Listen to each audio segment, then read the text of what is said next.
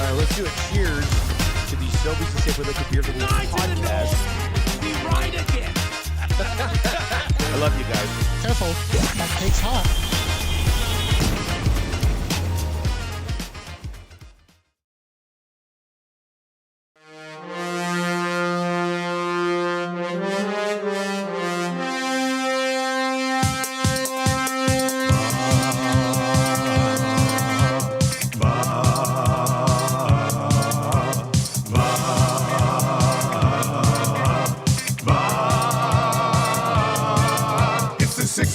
Check-in, come on, let's go. It's the AM Nasty Big Hello. It's not static, AM radio. It's the Cool Bed Red Hot Nielson Show. Let's go.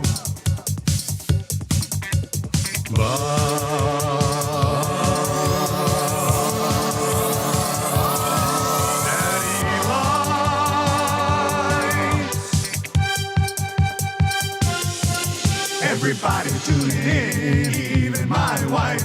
Mommy likes too. And those Macromella intros are cutting like a knife. Hey, it's Mitch texting in, he's your dealer for life. Let's crack a 6 o'clock and lager with some sirloin bites.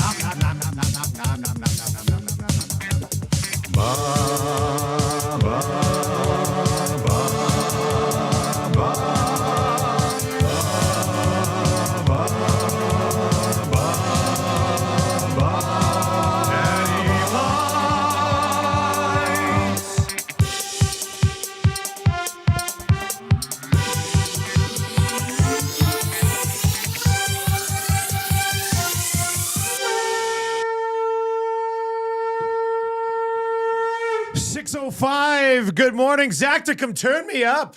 Turn me up, Zach. Oh, yeah. There we go. That's good, Zach. You leave it right there. Don't touch it.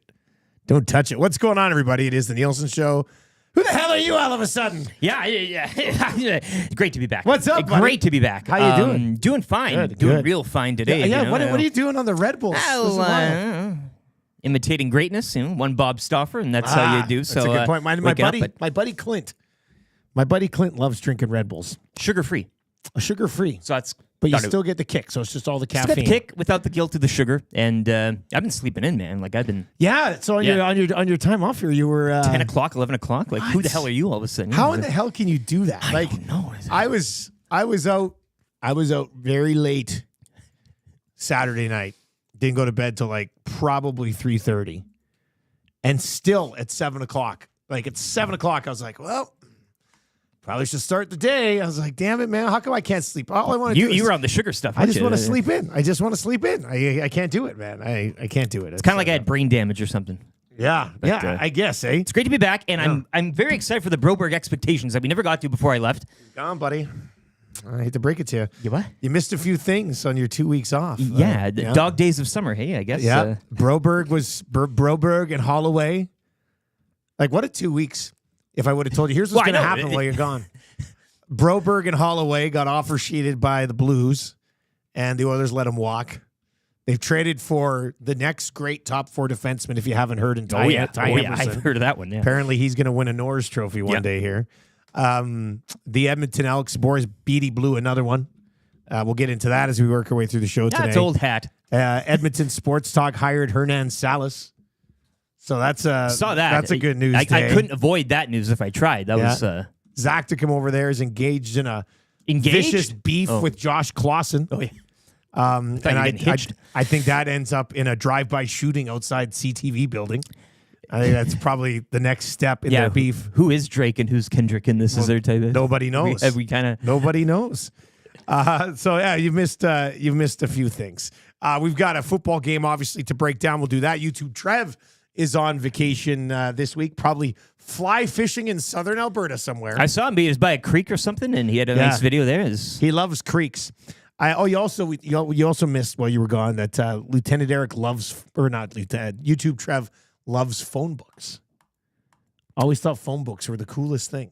To read? Yeah. Okay. Yeah, this came up over the last couple of weeks, too. Yeah. So that's good. Oh, Joaquin Gage Get 'em is while going to you be can. doing a show every day with Hernan Salas. That's a Well, new thing. I think that show specifically, my wife drew attention to that because I think that's going to be I think it's gonna be a good hot one. in more than one ways, if you know what I mean, for the ladies out there. So. Looking forward to Yeah. that one. That should be pretty good as well. Of course, you can text us anytime. I know it's early in the day. You might not be thinking about lunch just yet, but Tommy Gazzola and I will be doing live, Oil Stream Live. I'll be there for Lock Shop too.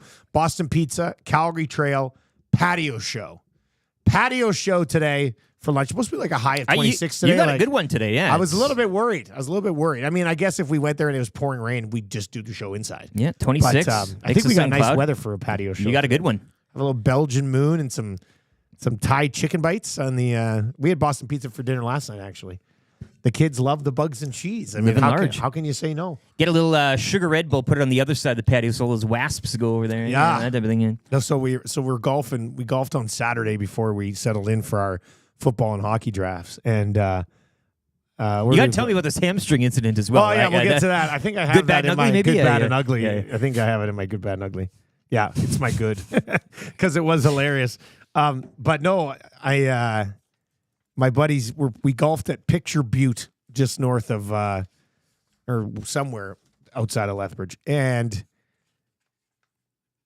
my buddy Clint, who lives in Airdrie, doesn't get on golf very much.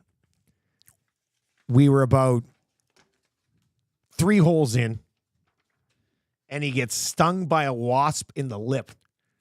Like it had gone into his twisted tea or whatever he was drinking. So you're not Pours even it expecting in, it. feels the sting, spits it out. And we're kind of laughing. It sucked for him. By the 9th hole, like his lip was all puffed up. And then to make matters even more hilarious for the rest of us, at like the 12th or 13th hole, he sits down on the cart and like leans back, and a wasp stings him in the back. So he took 2 hits on the same round, and like his only round of golf during the year. Like he doesn't play any other time. He only plays on draft day with all of us.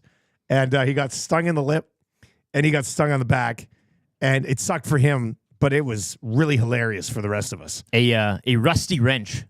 That's what you need.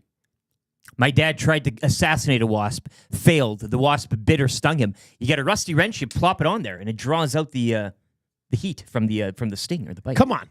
I thought you meant you tried to kill the wasp with a rusty wrench. Take the wrench, put it on wherever it is, lip, whatever. Picture Butte, though, livestock feeding capital of Canada. Yeah, it doesn't surprise me. The whole place smells like you know what. But I like that smell because I grew up on a farm. So I was just loving it. I was like, give it to me. So a rusty wrench. A rusty or wrench. anything, That's the any metal a that little would be rust. rusty. Yeah, so you put her on there, and my brother got stung over the weekend. He was playing a show No. out in Cold Lake. Yeah, While he and a was few AM slapping nasties. the base. Few AM nasties out there as well. But wasps. I mean, everybody was leaving half-empty beers all over the place. And it was Yes. just, I said, play the show in bee suits. Wouldn't that be something? That That'd would have be- been hilarious. Yeah. But Yeah, he that's got a bit not of a bad. Man, sting is on he the old doing elbow. okay? Yeah. Oh yeah, he's Marshall got stung. fight First through. wasp sting for Marshall this year. Dude, it's Right on the back. We got one of those bags that we hang in the backyard, and there's like 400 dead wasps in there. I tried looking for them yesterday. Sold out probably. Yeah, you probably have to buy them in a gas station or the trunk of somebody's car type of thing. Who's running 500%. wasp control in this city right now? You got to buy. You buy them early in the season. You got to know. But if you're looking for them now, SOL. Might be the ugly of the good, bad, and ugly. I mean, it possibly could be. I remember when we were kids, when we got a wasp bite, my mom would pack mud on it. Was that a thing? Did Well, you ever hear that? Or was that yeah, just something she did? I makes don't sense. Cools it down, maybe. know. Yeah, just like she'd pack a bunch of mud on it. And it usually seemed to work. Natural. My sister one time almost went full My Girl. Remember Thomas and My Girl? And he got stung and died by all the wasps trying to get the mood ring for the girl. Well, this My sister got stung in the back like 7-8 times at the same time. I've never been stung, so how do I know? You've never been stung? No. So if I do You've get never been stung by no. a wasp? So if I get stung, maybe I am allergic, and then maybe I mean, it stings for a little bit. but you don't know if you're allergic or not. My buddy How would Clint you know? said the one in the back hurt worse than the one in the lip, if you can believe it. Maybe hit a nerve, Maybe just because the lip's got a little bit of room there anyway. I don't know. It's hit the vein. anyway, 780-218-9999. If you have any wasp tips, Now's the time. let's share those today. That's where we're at. Buckaroo's in and says, I worked in Picture Butte for a few months building a solar farm. was at the very beginning of COVID. What a great time. Great It's a nice handle, course, too. too. They there. actually have 27 holes there. But it was windy. Remember that whole YouTube Trev, the wind battle? It was windy down there, and the whole time I'm like, man, this damn wind. And all my buddies who live down there are like, Dusty. I mean, we played in worse. Have a seat. I was like, come on. Have a seat. You're killing me here. I know we can't communicate text messages, and now you can send in pictures to the text line, Paris Jewelers inbox. But Babbage Stash just plopped one in there with a lip. Exact same thing happened to me. He says, drank a wasp, but don't recommend. Look at that puppy, eh? You got to give me a heads up on that Looks one. like a sausage. That looked like it got him in both lips. Yeah. Ouch. Yeah, Clint did not swell up that much. My God. At least hey, Babbage Stash can barely notice. Just kidding. That looks ridiculous. All right, 780-218-9999. 780-218-9999 is where you can chime in today. We'll lay out the show for you today. We got some Estes business to take care of. What are we talking about today? Let's see here. Oh, Hangout Guest of the Year. Oh, I saw the rundown for that there, yeah. Some of the options right now: Craig McTavish, Jonathan Torrens, Alice Moran, Struddy, Jed Roberts, Gavin Cobb, Trey Ford, Aaron Grimes, Ronnie Lowe, Steve McIntyre. And I think the two people who should be battling for the award, I love how it's stacked. Yeah. Will Fraser and Dean Millard. Absolute. Who is the Hangout Guest of the Year? They're going to win an Esty September 17th. Join us, Garneau Theater. Esty tickets are now available. Email Matt at edmontonsportstalk.com or go to edmontonsportstalk.com and click on Estes. We should just have a Fraser Millard 15-minute hangout during the show. Just to illustrate what it was. I think they tie, they come up and they have to debate between each other who should get to take the trophy home. Everybody gets complimentary earplugs. Yeah. We are almost through all of the categories, and then AM Nasty, the Nasty Club members, will have a chance to vote on all of the different nominees and stuff. So who is your favorite Hangout Guest of the Year? I mean, Jonathan Torrens and I guess you have to. There's some celebrity outside of this, but then there's also. But what about the guy who's on it once a month and will show up whenever you need him, like Phrase, and it's just like, I don't know. I think that should. How do you cut the vote, eh? Yeah, I think that should probably. And of course, the Merman, Mr. Monday Morning. Well, Murray McCourt, Come on, the Merman, yeah. Actually, let's throw that in there. I don't know. Maybe Maddie doesn't have him eligible because he has like a different show on the station. Oh no, he's on there. He's on the list. Near the bottom. They must have added him after I got that list. Who else is at the Where bottom does yours list? end? At Millard. I got Jolene Latimer, Joaquin Gage, Sean Bell, Murray McCourt, Jasmine, and Jay Milne. So kind of all the, more so regular it's players. Okay, I see what we're saying there. Anyway, you can chime in 780-218-9999, 780-218-9999. Jocelyn to the Paris Jewelers inbox today. Of course, you can, if you're looking to get married to somebody or you want to creep out somebody you've only been dating for a very short time, go to parisjewelers.com. You had me when you said Zach's engaged, and then you went on. Yeah, I meant engaged in a beef. That was the big... yeah, what a twist that would be. Holy smokes. Guys, I got my SD tickets, and I have my outfit, too. I can't wait. Oh, God, Jocelyn. It's going to be a great time, isn't it? John T. and Victoria's coming out. Oh. It's going to be good. Top hat and tails, baby. McMullet from Strathmore says, I took out a wasp nest with my tiger torch last week. That is cool. I don't have a tiger torch, and if a wasp nest popped up around my house, I probably have to sell and buy a new house. And for that, I'd go to Damon Bunting, a great local realtor. You'd take the property hit, like the loss for the wasp nest on the property. Yeah. I take it. I got to go, yeah. You will not tolerate infestation. Hey, if you're watching over on YouTube this morning, hammer the thumbs up for us. We're already changing 45. Let's change 100 here. We got Zach to come in the house today. You can use those buttons. Changing 100, changing 200. We can definitely do that. And, man, we are less than 150 subs away from hitting 10,000 before our 1-year anniversary. Less than 150? That's it? Yeah. And we were, like, loosely targeting that when we first launched last year. We're like, I wonder what it would be nice. Well, we'd like to be at 10,000 subs by the end of year one. And we're that close. And Maddie and Jay last night set a target. They wanted to get 10 subs on pre and post last night. I think they got it. They had 8 when I was listening to pregame. So it's the whole eating the elephant thing. Just a little bite here on each show, right? So what do we need? We need 150 over like the next 5 days being on the air because then we'll be off on Monday and then back on Tuesday with the new shows. So, yeah, we need like 20 subs this morning. We'll take 25. We'll take 25 subs today. 30 would be great. But if you've not yet subbed to the channel, give us a sub. You don't have to turn on notifications, but we would appreciate the sub. Let's try. If we could somehow get to like 9,900 by the end of today. Careful now. That would be great. It's a little offensive. I know. Especially that 98 marker. I don't want to. Well, you can't stop at 98. That's the thing. We got to get to 99 or it's disrespectful. So hammer the sub. Very easy. Click the sub and stay with us, won't you? That'd be great. Let's politely make a push through these final 150 subs and get to 10,000 before we turn on the mics. If not, we'll do this huge push on Tuesday morning next week, and we'll get it. It'll be terrific. We'll create the accounts if we have to. Looking forward to that. Deaky Sparks is and says, "I'm looking to be Mr. 10,000." That's what's going to happen. We're going to get a staring there. contest Everybody's here. going to wait and try to become Mr. 10,000. Then there's going to be a huge debate over who was the 10,000th sub. You know how it works. You know how that works. So we'll get into that. Let's lay out the show for you today. We'll get to your morning announcements for 100.3 The Bear. Yes, we are here this morning to talk about the Elks loss to the Montreal Alouettes. We'll get to that. Good, bad, and ugly from the weekend coming up as well. Jeff Hamilton is probably the best writer in the Canadian Football League. Great follow on Twitter as well. Oh, he's terrific. He does the CFL 110 podcast with Huss. It's must listen to every single week if you're a CFL fan. Anyway, Hamilton will join us just after 7 o'clock. We'll recap a pretty crazy weekend in the Canadian Football League. We'll get your Cool Bet Canada hotline of the day.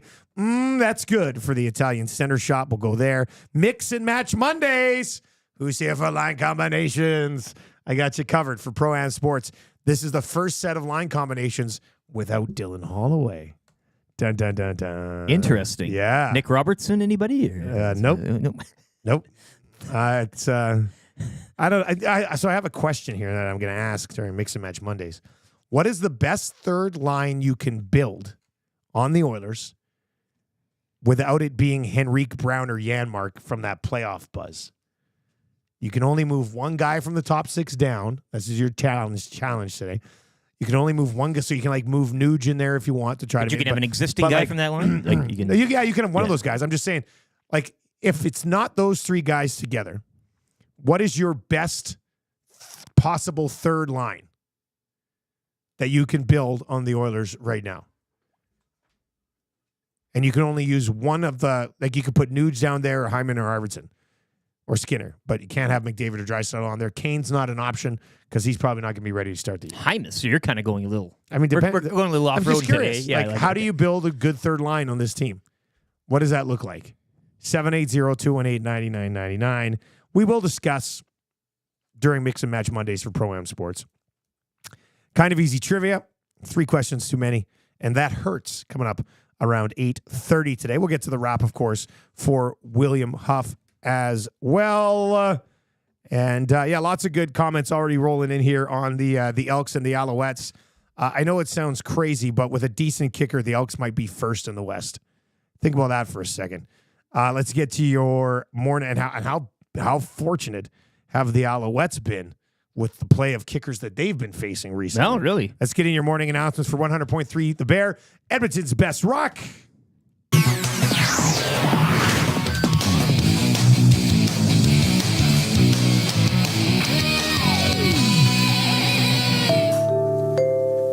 Quickly, before we get to the Elks, and we're going to hear from Jarious Jackson. We'll hear what Jackson had to say post-game coming up just after 6:30.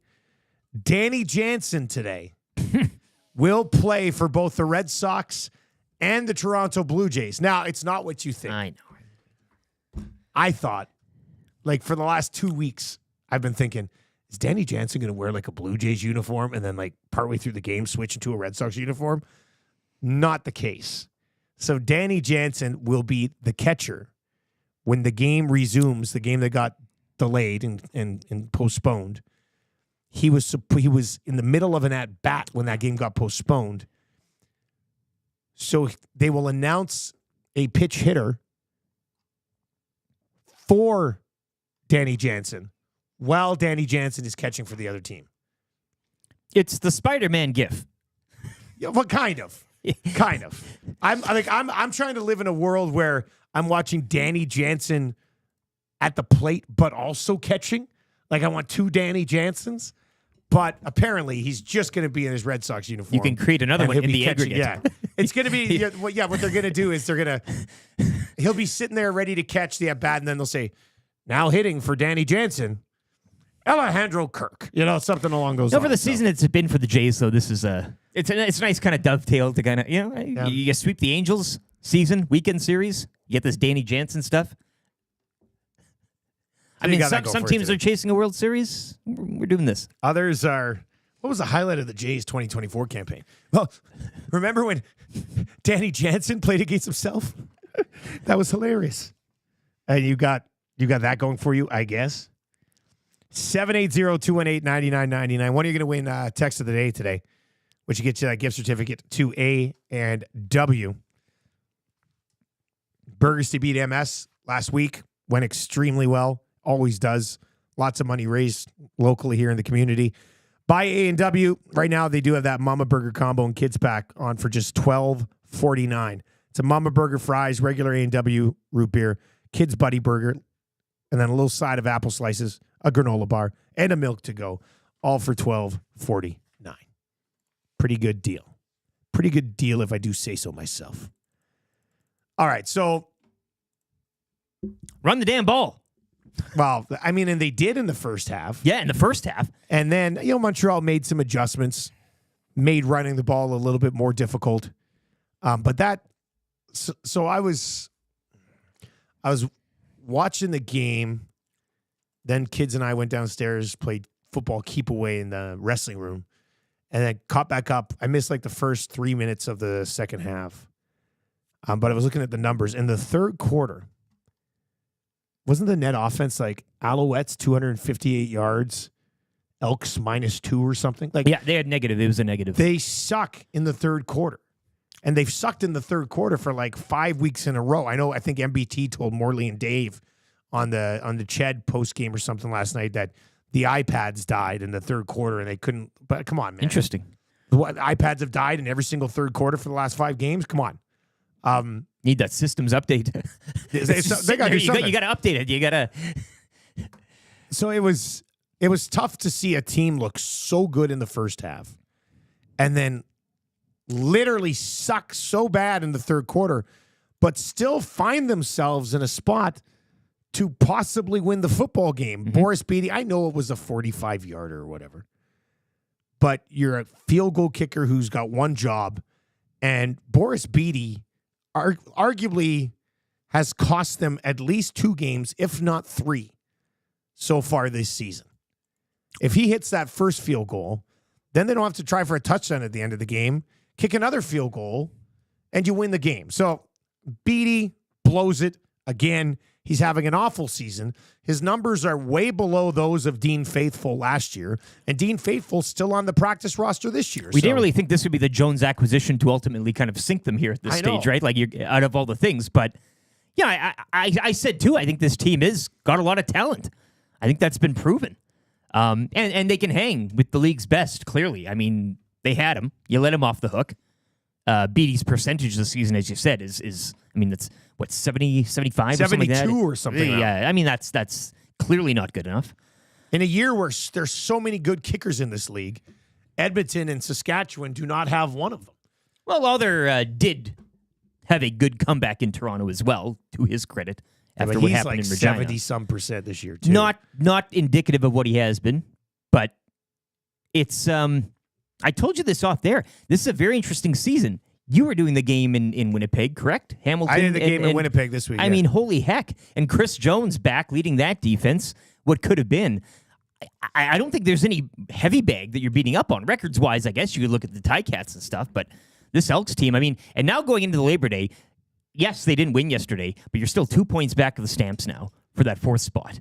And I know the Stamps are coming off a bye, but it's all to play for. All to play for in the West. And I would say, I know what Montreal also winning yesterday, but East is still somewhat up for grabs in a sense.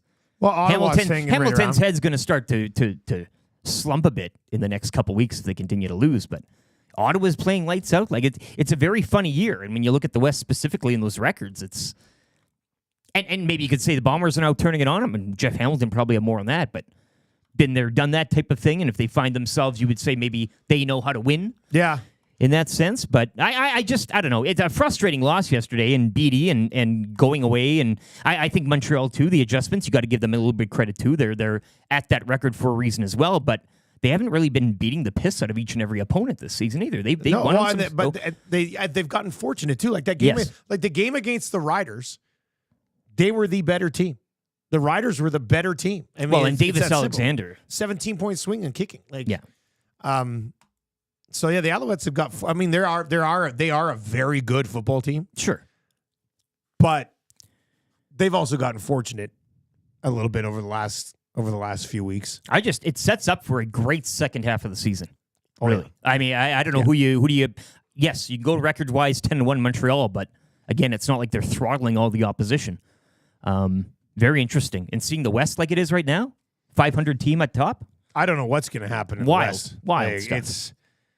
It's ridiculous. What are the Riders? One win in their last 6? 5-5-1. Yeah. 1-4-1. Yeah. The Lions have lost 5 in a row. Calgary is just up and down, up and down, up and down, up and down. Edmonton's won 3 of 4. And the Bombers have won 3 in a row. And the Bombers didn't even play well against the Ticats and still beat them. Like, Hamilton's not that good a football They're getting team. booed. Yeah, their offense did get booed at one point. Zach Collaros had arguably what I believe his worst game as a Bombers quarterback, and still led a game-winning drive to get the job done. But maybe it's that being there, done that experience that ultimately gets them over. Knowing how to being in those situations, but I think from an Elks point of view, frustrating as it is, you're still in the mix, and we said that to start the season too, and 0-5, 0-6, whatever it was. You're within touching distance here. Breathing room. It's going to be a fascinating couple of weeks with the Labor Day back-to-backs. 780-218-9999. 780-218-9999. We'll hear what Jarious Jackson has to say after the game last night. We'll get to that coming up after an update. We will get to what Matty Wanek was saying on the postgame last night. Actually, a good thing. The way things went down yesterday. So we'll get into that. Little Awanek spin on things. Good, bad, and ugly from the weekend. Still coming up here before 7 o'clock. And Jeff Hamilton, who writes the best weekly column across the Canadian Football League. He's going to join us, and we'll get his thoughts on, and we haven't even talked about the Rouge yet. Like, I wasn't in on Friday. You were gone. We'll get into the Rouge. The Rouge is fine. Just if you're going to have all the end zones with the same. This isn't Major League Baseball. You can't have different dimensioned end zones. 5-yard end zone, and then all the rest are, 30 yards long? Well, come on. Fair point. We'll get into that with Hamilton when he joins us just after 7 o'clock this morning. You can text us anytime, 780-218-9999, 780-218-9999. Morgan's in and says, missed opportunity for sure. Now go beat the piss out of the Stamps twice. And, there's two games right there for the taking. If they play like they've played in the last month, they could very well take 2 from Calgary. Absolutely. It's certainly a possibility. All right, let's get into a sports update here for Nisku Glass with Lieutenant Eric. The man is back. Here we go.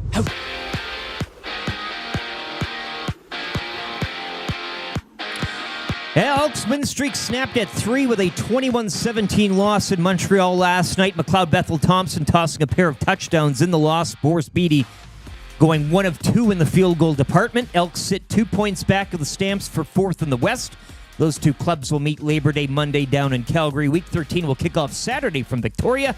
Dustin Nielson will have the call. Lions hosting the Red Blacks. The NFL preseason wrapped up last night. Commanders doubling up the Patriots 20-10. Week 1 will kick off next Thursday when the Ravens visit the Chiefs. You can visit me for that game down at the Century Casino Sports Bar and Lounge. Blue Jays complete the weekend sweep and season sweep of the Angels down in California. 8-2 your final. Jays are in Boston to begin a 4-game series tonight. First pitch 5:10. Keegan Bradley wins the BMW Championship, closing with an even par 72 for a one-shot victory. Canadian Taylor Pendrith finished in a tie for 13th at 5 under.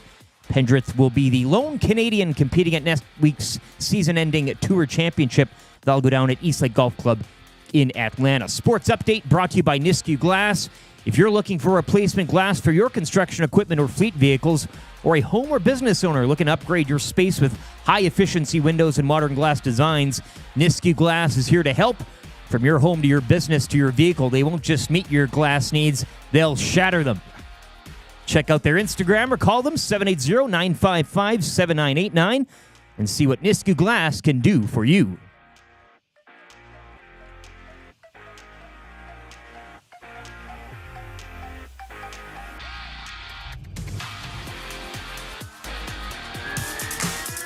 Jarious Jackson, you are for real, for real, for real,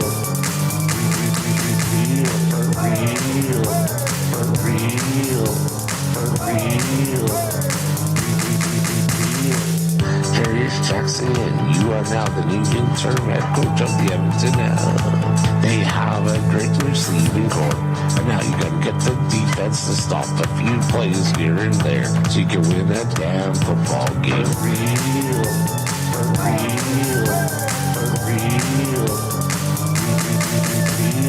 the fan base wants a win, so let's get out there and do it, do it, do it.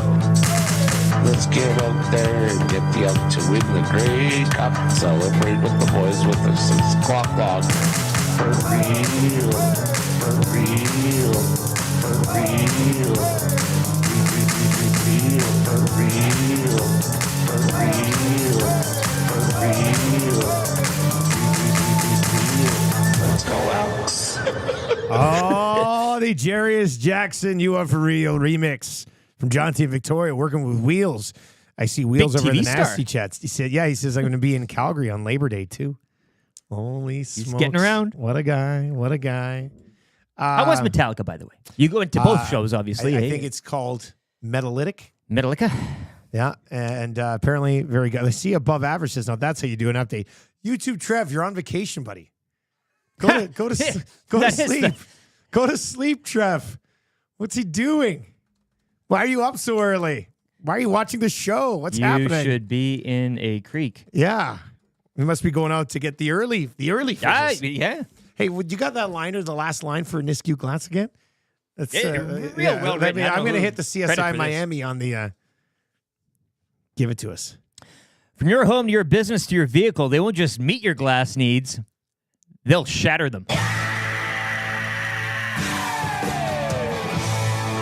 How good is that? I tell you. How good is that? Nisku Glass, you are hilarious. For real. If you want to take care of all your glass needs from hilarious people, Nisku Glass is the glass place for you. Kind of feel like we have the Stone Cold every time that's written. Yeah, smash. Yeah, that's not a bad idea, actually. Yeah, that's a good idea. Make note of that. Zacticum, weren't you at Metallica? Did you go to the first show? Yeah, I went to the first show. I almost thought about buying a ticket yesterday, just last minute, but that first show was amazing. How was Pantera? Pantera? I was more excited for Pantera than My I was man, Metallica. yeah. You watch your We mouth. love Pantera. We love Pantera. Real ones love Pantera. Real ones, exactly, yeah. When you say we, who are you referring to? All my buddies. Okay, all right. I was Yeah. So now, if you went to the first show on Friday, they did a whole different song list last night. So And two different openers, too. Yeah. So Yeah. were you sad? Like, did you miss out on some of your favorite Metallica songs because you weren't there last night? Yeah, I missed a couple. No Fade to Black. No Thing That Should Not Be. And they didn't play one that first night either. Damn. But that was all played last night? Must have. I'd Or assume we so. don't- Yeah, we don't I'd know the assume set so. list for last night yet. Hey. No, I mean, they kind of split it up. So they played their newer stuff, of course, their new 72 Seasons album or whatever. Okay. And then a bunch of their old stuff, but they kind of missed out on some of the good ones, but you got to spread the love. I know you're a big fan of the WEM, the West Edmonton Mall. Love Did WEM. you have a chance to get anywhere around there during the weekend? No, I was out of Because town all I weekend. tell you, it was it was basically the Metallica concert in intermission. Really? More packed than Christmas. Come on. Yeah, went to Hudson's for a pint. Yeah. One spot at the bar. Come on. That- On which and they day? are- Which day? Saturday. Saturday. Well, because that would have been an off day for Metallica concert goers. So, of course, they're going to go to And the I mall. assume maybe today as well, but it was just Good. I love that, man. I love the fact that West baggy Edmonton jeans Mall and still gets- oversized concert Yeah, t-shirts like Metallica all t-shirts. around. Yeah. Would have been a great thing to open up just a Metallica only T-shirt shop at the mall for a weekend. Print your own and Would have been pretty have at smart. her Pretty until good. Lars Ulrich shuts you down. That worm. Jeez.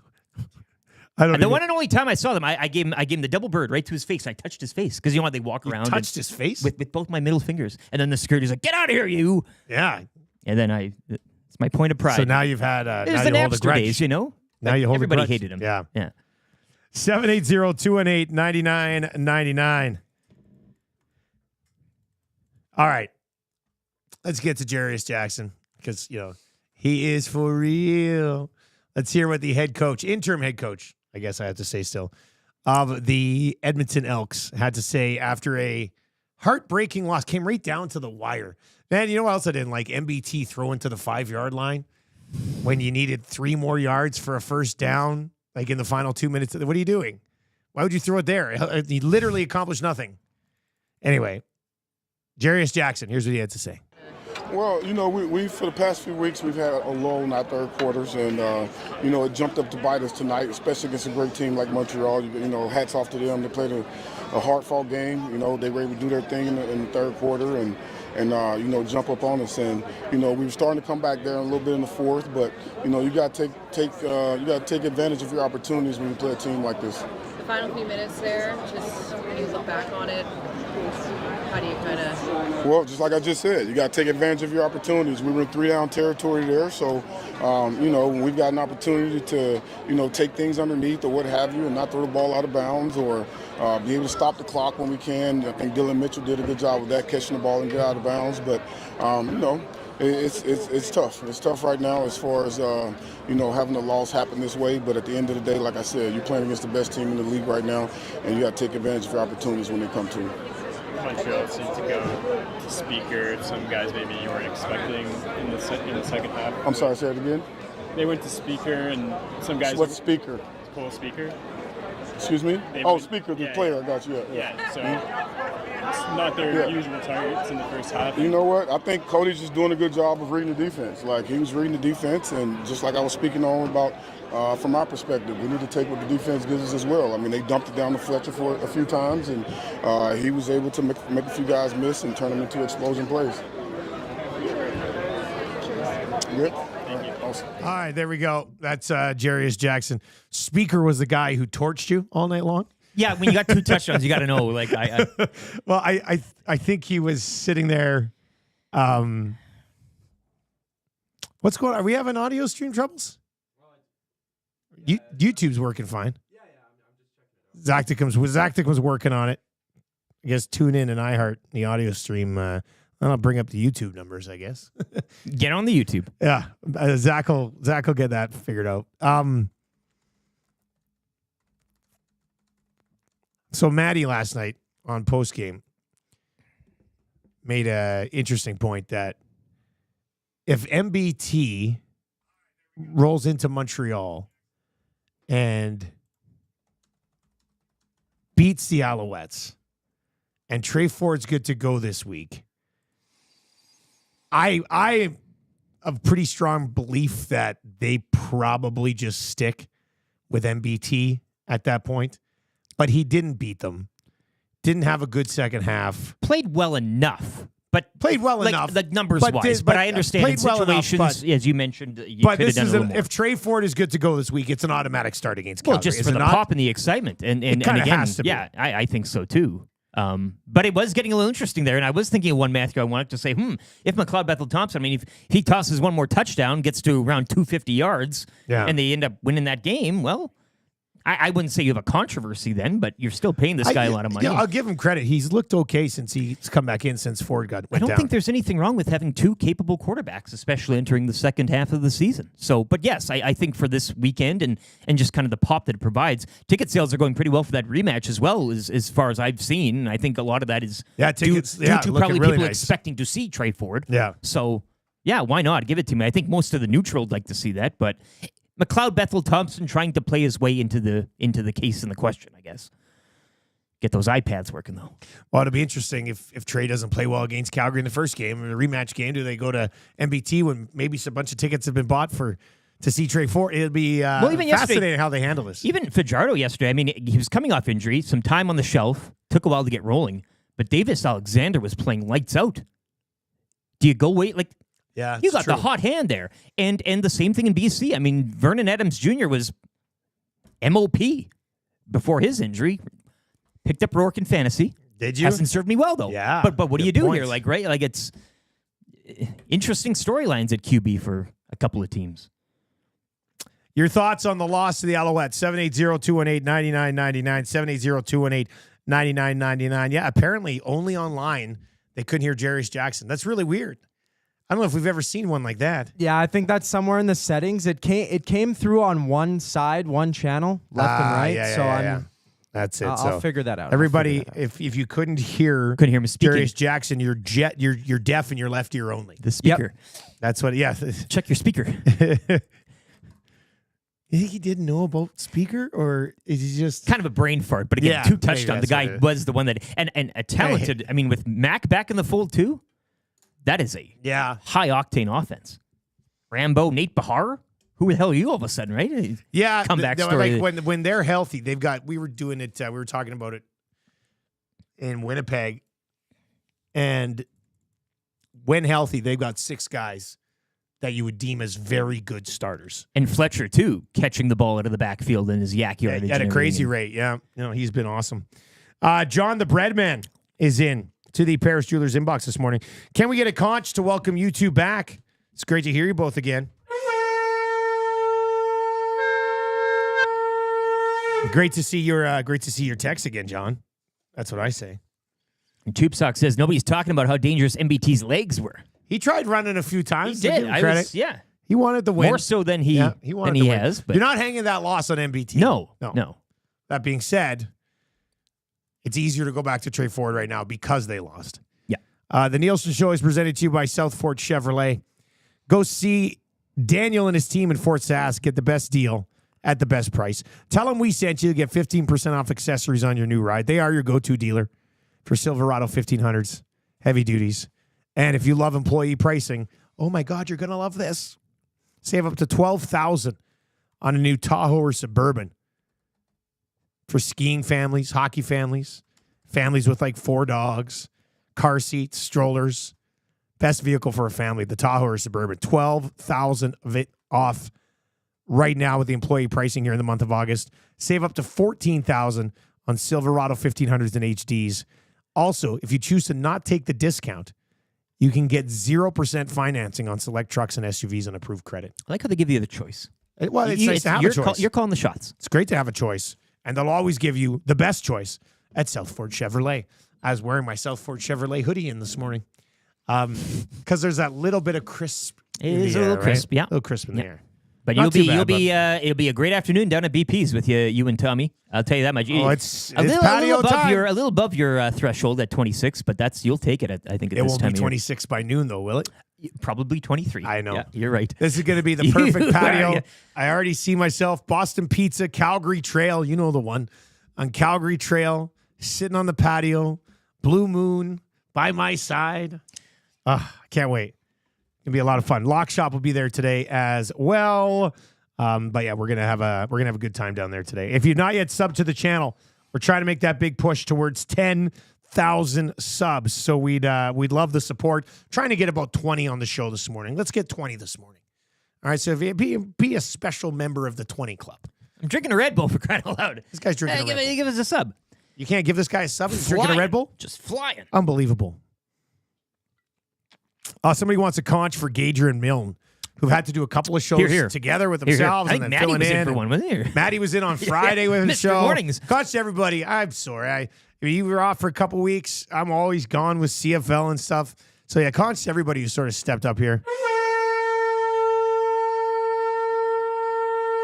And I was telling Zach too off the air. It's not like we have a lineup of staff here. We do it with a handful of people. And things will change in September. Sure. When we'll have like Hernan available to move around shows. Reed will obviously be locked in on his show, but he's good enough to do that show by himself if we need glue guy in the morning, or Hernan's strong enough if we have to move Gager. So yeah, we'll have some flexibility. Gazzola's back today. I see him. No wrench over there, but Tommy Gazzola's back in the nasty chat. He's back today as well. Back from the camp. Move Tommy around on a bunch of shows. So I'm looking forward to the combos. Oh yeah, so many different combinations. Yeah, it's gonna be It's going to be a lot of fun.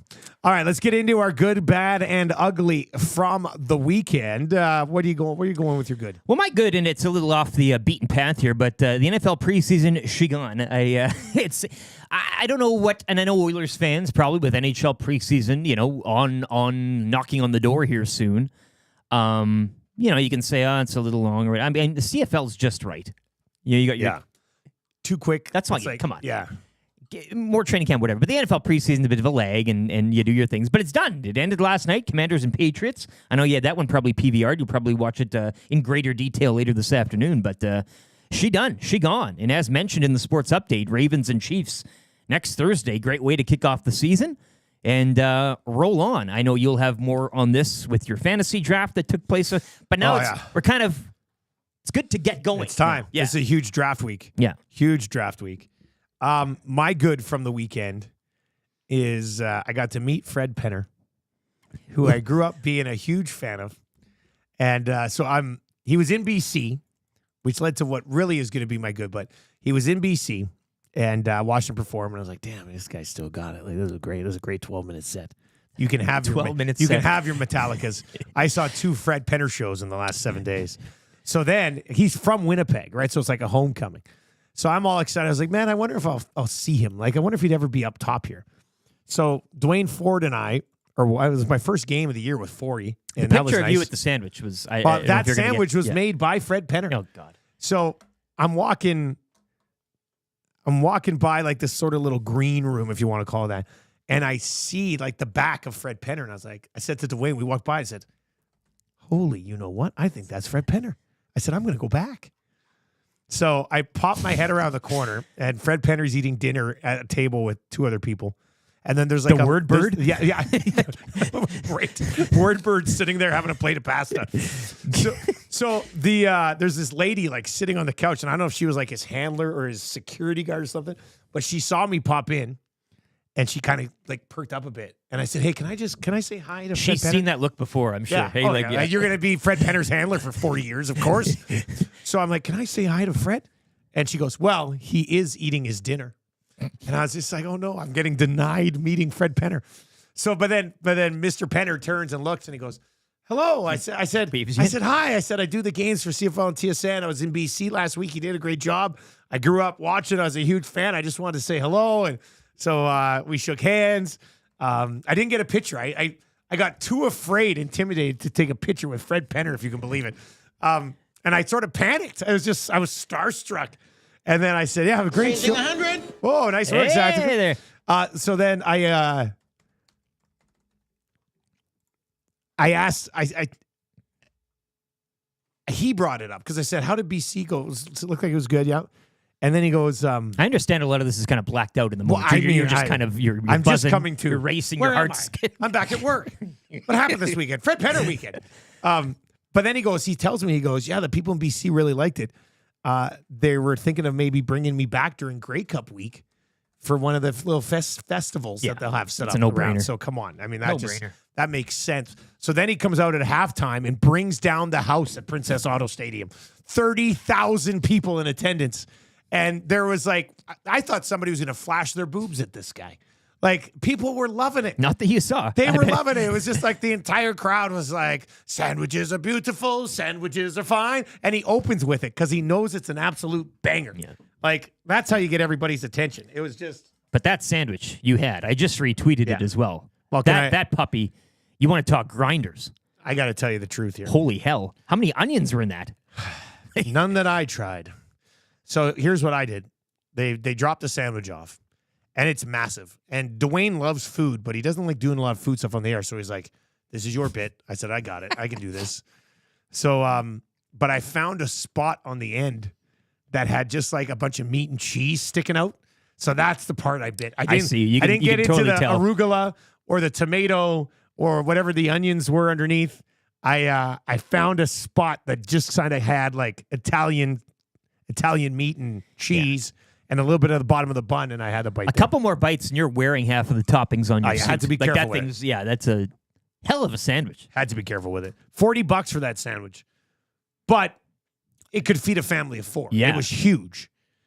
But yeah, it was. So that's my good from the week. But anyway, so the best part, And what I wanted my good to be was I hop on Twitter after, and I think it was in the replies to a tweet, one of my tweets about Fred Penner. And somebody replied and was like, I can't remember who it was, and I tried to go back and find it last night, but one of their tweets was, Fred Penner played 2 CFL shows in 5 days on short notice, in a short week. MBT is going to be furious. And to drop the Fred Penner with 2 games on a short week, MBT is going to be furious. Ding, ding. Oh, I'm sitting there, and I saw it while I was calling the game. Trying to find and in a this here. commercial break, I tossed it over to Dwayne. I said, "Look at this," and we were both having a little bit of a chuckle. It was good, really nice, really funny tweet. All right, what's your bad from the weekend, buddy? And I just want to say the whole shrubbery bush action with you and Dort going on. Oh yeah, yeah, great theater. I'm trying to find that tweet. I will find it. It's got to be there I will somewhere. find it. I thought I liked it. So I went back on my likes, and I couldn't find it last night. I'm at your Good Morning Walk video from Winnipeg. I don't know if it'd be that. No, it would have been after that. After it would have been okay. after that. It would have been in the replies. I need to get this after that on something. It's I mean, that's SD material. It's right an there, really. It was an all timer. I was laughing. Oh, it was funny. My bad was the Elks second half. Yeah. Buzzkill, right? Third quarter. But again, you had him. You crown their ass. You had him and you let him off the hook. That's what I'll say. And I think you kind of, it's frustrating. I get it. But I think, again, this team is they're within touching distance now. You get this back-to-back with Calgary, who haven't been lighting the world on fire. Winless still away from McMahon. Yep. So, yeah, crappy second half, bad third quarter, as you mentioned, negative yardage in total.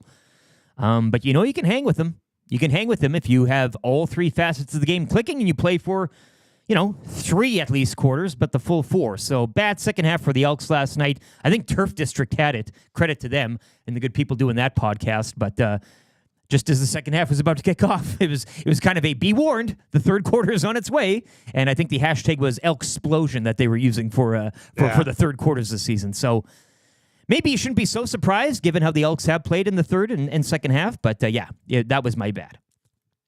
My bad from the weekend is my buddy Vis, who suffered a hamstring injury while we were doing our fantasy football draft. And then the picture too is he's up and he's trying to rub it out, trying to stretch very it out. depressing. And we're all just looking at him. We're sitting there, and he was sitting right next to me, and all of a sudden he's standing up. He's like, ah. I'm like, what's going on? He goes, my hamstring. It's like cramping up, and he's trying to rub. I'm like, what are you doing? Like, what's happening right now? I said, how did you hurt your hamstring? You've been sitting in a lawn chair for the last 2 hours. And correct me if I'm wrong. He took somebody who's also out with a hamstring injury. Was that by design? Or so he's sitting there and he's trying to get. And then I came around to him. I said, "This, you're on the clock." And he's like, "Pass me my book." So we passed him his book, and he's looking through his book as his hamstrings all messing with him. And then he takes Jalen Warren, who coincidentally, I do believe, is out right now with a hamstring injury. Man. Which is just the ultimate twist. But that's just where we're at now. Sitting. That whole group of guys is somewhere between 40 and 42 years old, essentially. Well, the two in the background, the reactions are great. You got guys standing there with Jay's cat, just kind of looking down at him with a big smile on his face. And then the guy in the blue hoodie sitting there going, almost with a look of surprised disgust. That's my buddy Robbie, who's the Blue Jackets fan. He's the only Blue Jackets fan in the world. Very young. I've heard about him for years, but this is just the whole picture is great. Yeah. You got the bin half full of empty cans attracting wasps. But again, sitting in the chair, not standing, not like he was just sitting he was just sitting in the chair, and all of a sudden he's like, Unbelievable. oh. I'm like, what's happening? Tenses up. How did you get hurt? Amazing. Sitting down for a fantasy draft. Oh, it was too good. Now we had golfed earlier in the day, and I don't know. It was too funny. It was funny. What a guy. An idiot. Oh yeah, and finally he's like, oh, I'm back. It's good. I was just like, none of us cared. We just all continued on with the draft. All right, what's your ugly from the weekend? Boris Beatty. Yeah, I got Boris Beatty as my Yeah, ugly because, too. and again, 1 of 2, you'll be thinking, oh, okay, well, 1 of 2, it's whatever. That's 50%. And you mentioned his season below 70, 72, trucking at right now. Clearly not good enough. And Dean Faithful, we had him in here. I think we kind of the glowing review of him was he gets it. He gets the league. He was a colorful guy. Really won the fan base over last year. I mean, he had the Queen's wave and all that. But the knock on him was distance. Jones goes out and gets Beatty, who's been known to kick 200-yard field goals in terms of distance, not so much the accuracy department. And lo and behold, this is the signing that's somewhat sinking them this season. It's a team with some talent, and I think the offensive line has been turning it on. I want to give credit where credit's due here, too. And the running game, Javon Leake, Rankin has exploded back on the scene since being called back to the team. Kevin Brown, you saw yesterday, back in, going past 100. You got two capable quarterbacks now, I think, of leading you to victory. But, and I'm all for giving a kicker, mental game and everything, and you give him another chance, second chance, third chance. But I think how many chances is this now at the Oasis for Boris Beatty? It's not good enough. 72 is not going to get you anywhere where you need percentage-wise, and it was an ugly night. Especially when you lose a game by, 4 points here? Yeah. And an ugly season as well with his percentage. So it's got to be Boris Beatty for me. He's been the worst kicker in the league this year. And you have another kicker. And Faithful last year was like 78%. Beatty right now is 73.9. It's the worst season that he has had essentially his entire career. He played 10 games in 2016 and actually was 52.4%. Since then, he'd kind of been above 80. Last year, he was at 94.9. But the year before that, he was at 78.2. And this year, he's trending more towards the 78.2 than the 94.9. He was 37 of 39 last year, which is why he got a deal here. And a hell of a leg. And he's 17 of 23 right now. And probably fair to say has cost you at least 2 wins. 2 wins that would put you in the mix for first place right now. In a tight West, yeah. So it has to be the ugly. There's no other way around it. No other way around it. 780-218-9999. I like Bones. It says Visser planned the entire thing. It was an intricate bit. It was like sometimes when people pretend that they've hurt their back and they fall down and then they twerk or something like that. Have you seen that one? That's what it was, but with the classic fake hamstring. Classic fake hamstring. Should have leg wrestled him or something. Yeah. Colin, the Amish man, is in and says, question, now that Marshall has his bank account, Marshall got a bank account. I saw that, gone, documented on the... when can we expect Nielson Show Jr. to start on EST? So does he have like the full bank book that he's going to go every day and update? Like, are we still doing that? No, but he did get his receipts for his first deposit and put them into his wallet. It's the best thing ever. Plus, for kids' accounts, they still should have the bank book. Right? It's something to do, Remember right? how fun it was to go and update your bank book? Yeah. How many times did you go to the store this week? Yeah. Man, I got a fantasy draft starting in an hour. A Wandering Cone? Nope. The SICHL Pigskin Apocalypse draft. That's my second guess is going to be Scott Fish. That's my simulated hockey league fantasy football spinoff. Don't pull a hammy. Where am I picking this year? Oh, yeah, that's right. I won this one last year. So I'm picking 12th. We'll see how it plays out. So where are you at? How many drafts have you done already? How many do you... this is the final one, I would assume, or I don't know. There?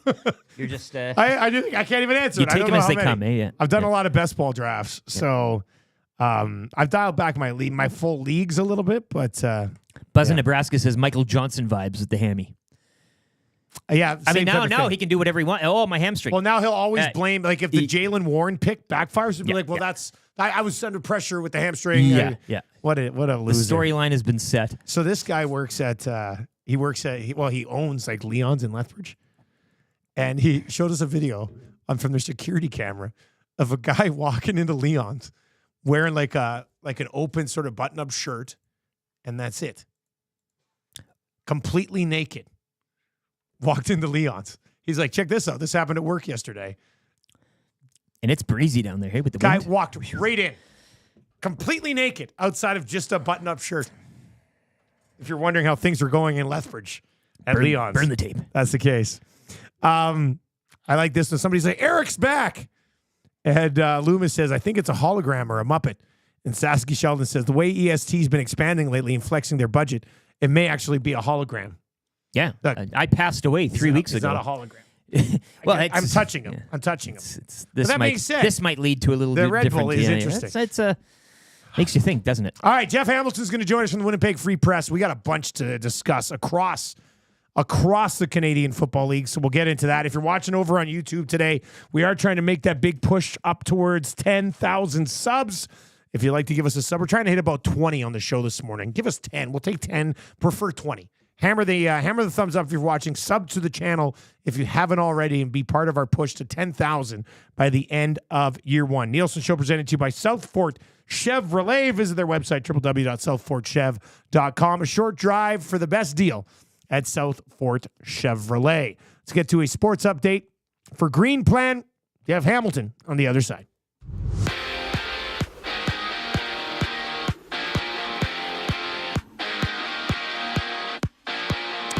Edmonton Elks win streak snapped at 3 as they fall 21-17 in Montreal. McLeod Bethel Thompson with a pair of touchdowns.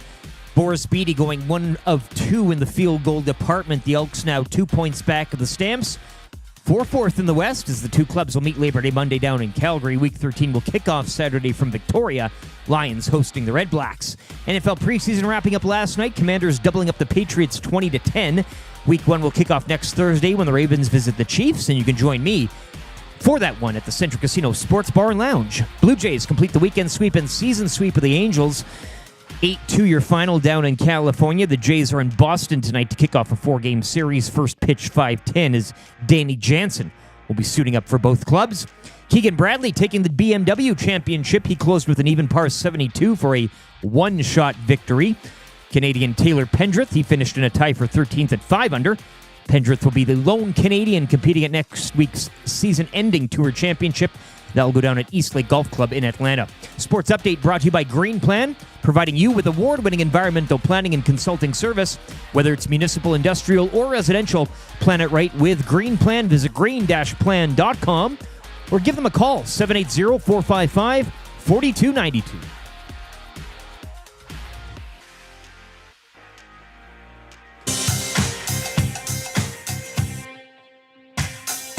What say you? A nasty crew. We got the Nielson Show flu, and there's nothing we can do about it. What say you? A nasty crew. My wife thinks I got better things to do, but there's nothing I can do about it. We're tuning in on TuneIn, we're listening online. We catch up with the podcast, don't fall behind. We're texting in the nasty chat, what's on our mind? 780-218-9999. No more interference from corporate interest. Just Tuffy and Eric and all of the bad guys. Like Brzezinski and Noodles, Gadget can gauge it. Bubba to cool band to make a little wager. We can't wait for the Monday Mandate. Sharky's always on time. Tommy's always late. Would you like a cup of tea? Forget about the old place. Hey, we were number 1 in the text race.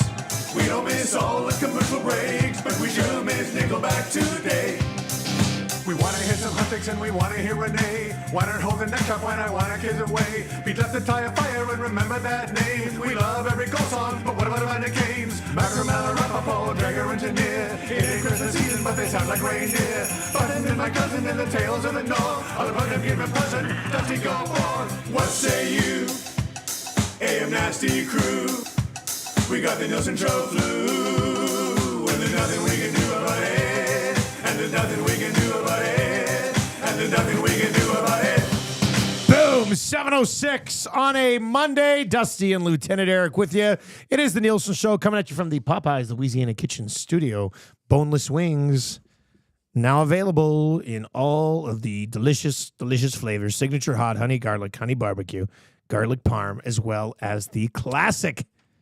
The real place to get chicken in town instead of lining up for... Yeah. No, I mean... Give me a break. The Popeyes chicken sandwich. Give me a break. I said last week on one of the shows, I had one for lunch last week. I still don't know how they put it together. Like, it's crunchy, but still super soft at the same time. Makes no sense. Makes no sense. Popeyes Louisiana Kitchen Studio. Nielsen Show presented to you by Southfort Chevrolet. They got the August employee pricing happening once again. $14,000. Save up to $14,000 on Silverado 1500s and heavy duties. Up to $12,000 on a new Tahoe or Suburban. And if you decide not to take the discount, you could get 0% financing on select trucks and SUVs on approved credit. We're hoping to connect with Jeff Hamilton. I did say 8:05 Winnipeg time, right? What time is it in Winnipeg right now? I think you got it right. Hey, did the link not send properly? Did you send it to the wrong email, Zacticum? No, I quadruple checked that just to make sure. When do we fall back anyways? Isn't that coming up here soon too? Send it to me because he didn't get it. I'm going to DM it to him. Email the link to me, and then I'll throw it in the DM here. November 3. What's November 3? That's when we'll fall back. November 3rd. It seems, I thought it was a little earlier, but maybe that. Is that late for the fallback? I thought, yeah. Who knows? I never keep track of that stuff. It does seem a little bit interesting though, doesn't it? All right, 780-218-9999, 780-218-9999. And we'll get Jeff Hamilton on here right away. Lots to discuss around the Canadian Football League. If you had to power rank the West right now, don't. Sorry, I have to do it. I have to be that guy. If you had to power rank the West right now, what would it be? Based off current form. Okay, yeah, and I think that's the way. That's what you got to do. That is what the power ranking is. If you're just going to do standings, we'll just say the standings. Based off current form, I'll have to go with the Blue Bombers. And again, I said, been there, done that. They know what it kind of takes to, and you saw that in that game-winning drive. I think marching the entire way down the field to get that win at home against the Ticats. I'll say Winnipeg. I'll say the Riders, and I am biased, and I don't care. Winnipeg, Saskatchewan, BC, Edmonton, Calgary. Winnipeg, Saskatchewan. I still like that Riders defense. What they did in Toronto. I'd have Edmonton ahead of BC. Fair enough. I don't know what's going on with the BC Lions right now, but they can't get out of this funk. Well, and the whole Rourke cheat code thing row. is not, that's kind of losing its bluster as well. Well, and you don't just put a guy in there any team sport, and this slide started before VA got hurt. Like, it's not like, VA got hurt, they suck now. Yeah. And Rourke's back and they still suck. They were starting to suck before Vernon Adams Jr. got hurt. And this is after looking like absolute world beaters offensively for the first 6 weeks of the season. So I think I'd probably go Winnipeg, Saskatchewan, Edmonton.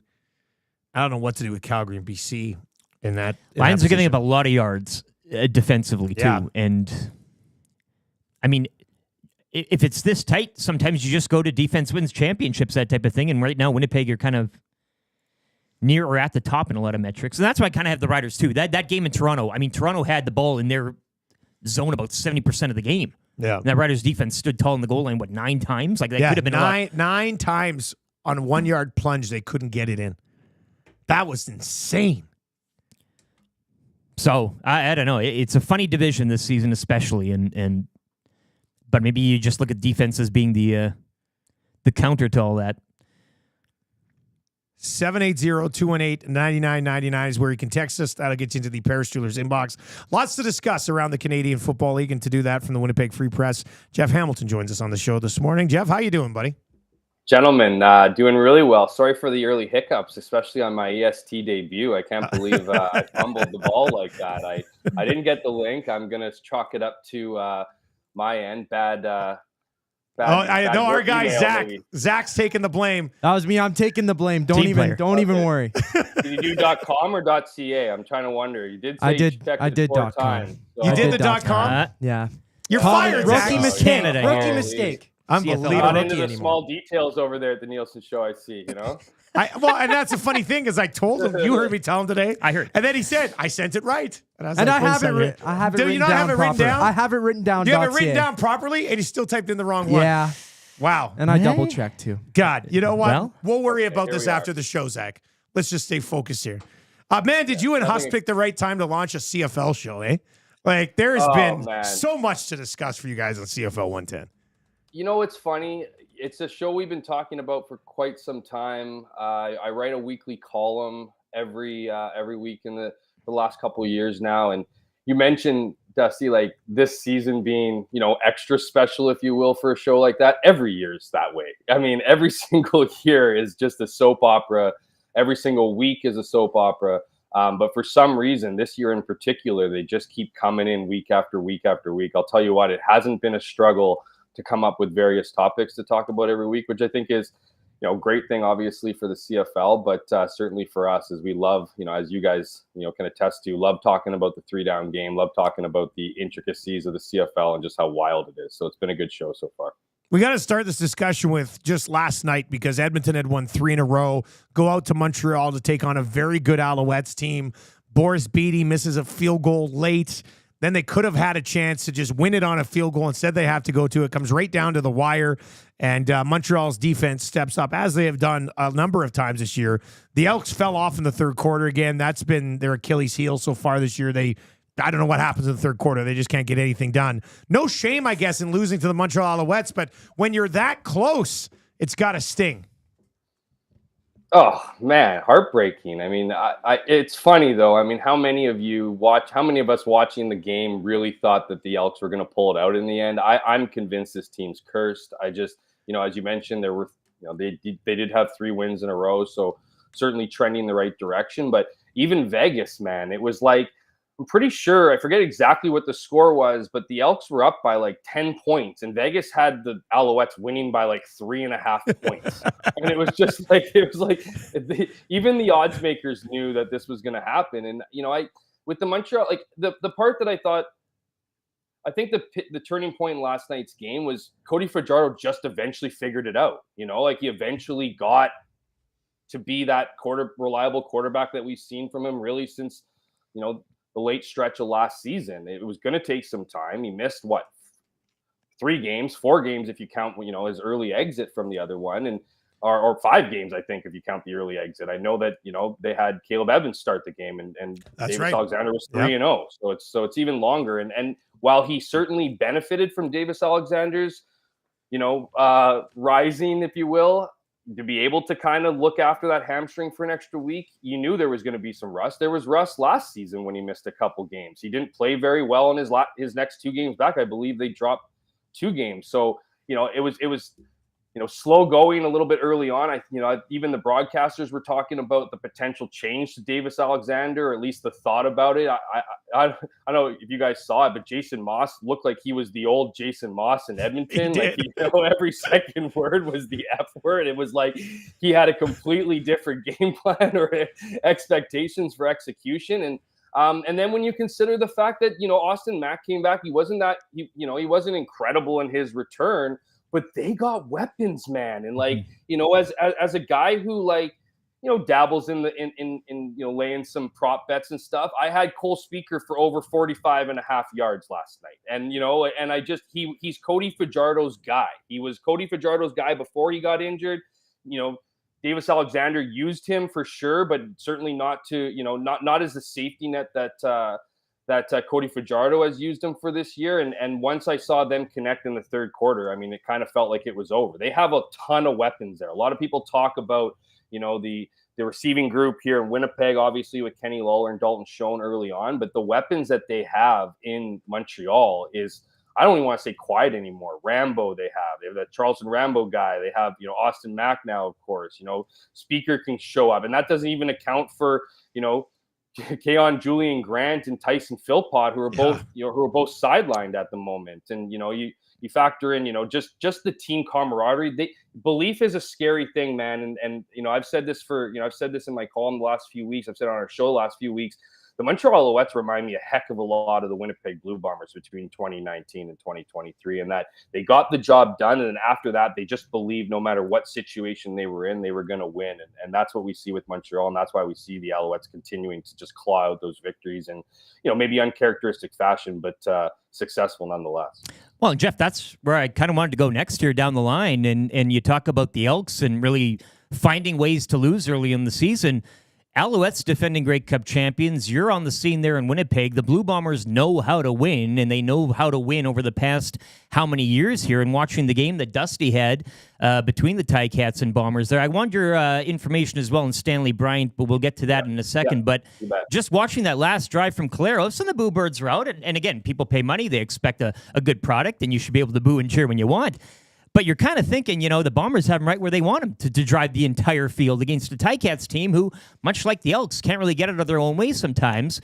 But you do kind of feel like the Bombers now turning things on as well, being there, having done that, but having that winning engraved into their DNA and just kind of doing it with a hand tied behind their back or an eye closed or whatever. So just want to get your thoughts here on kind of 1v2 in the West now, heading into Regina for Labor Day and the back half of that series as well. And as I mentioned as well, Stanley Bryan, because I know you were on the scene for that scare when he was taken to the hospital there as well over the weekend. Yeah, I'm not with you, Eric. I didn't think that the Bombers were going to pull it out. I just didn't think, I wasn't going to say I was with the crowd after that third interception, as as they started to reach for the keys and head to the parking lot. There was a lot of that. You mentioned the Boo Birds. The Boo Birds came out in the third quarter. It was obviously that's where Hamilton took the game back. But yeah, I mean, that was vintage Collaros. I mean, I think that's why you look at stats and you look at what's happening in Hamilton with Bo Levi Mitchell, and really stats are crap. That's kind of been the narrative over the last couple weeks here. You want quarterbacks that can win, not ones that can just toss 300 yards every game in losing efforts. And certainly that was confidence booster for the Bombers as they head into a critical back-to-back here, starting with the Labor Day Classic in Regina. Fighting for that first place a month ago, guys. I mean, the idea of hosting a playoff spot for Winnipeg seemed like a long shot. Now it seems almost like a foregone conclusion that they're going to wrap up the West here as the rest of the division continues to trip over themselves. As far as the Stanley Bryan incident, what's interesting about that, guys, and I never really, even with all, I had my binoculars out. I watched as I saw, Stan,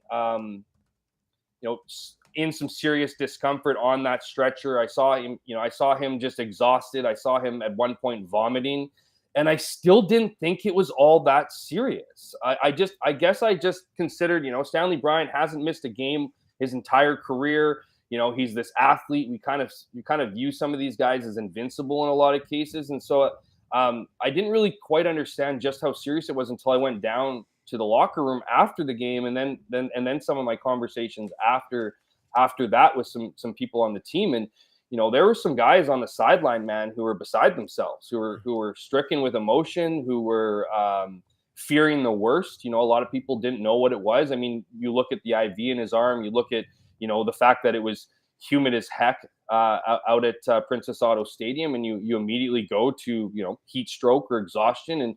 And while, that's not something to not take seriously, you kind of brush it off as like, okay, maybe the guy didn't drink enough fluids throughout the day. And then you get some more information. And, like I said, you had guys who were emotional on the sideline. It affected them greatly. Like, after that point, which, I'll remind the viewers, was 5 plays into the game. It wasn't like it was a third quarter and, Stanley Bryan had been battling the heat for the last hour and a half. Mm-hmm. It was first drive of the Bombers, of the game. And so, after I found out more information, guys were really worried about him. Like I said, the game almost became like a side thing. Like nobody, the result was inconsequential is the words that I heard from several guys, even though, they were able to gut it out at the end. But yeah, Stanley Bryan's doing okay. He's back home now. He called the team somewhere in the third quarter, to let them know that he was, alert and fine and was listening to the game actually on the radio.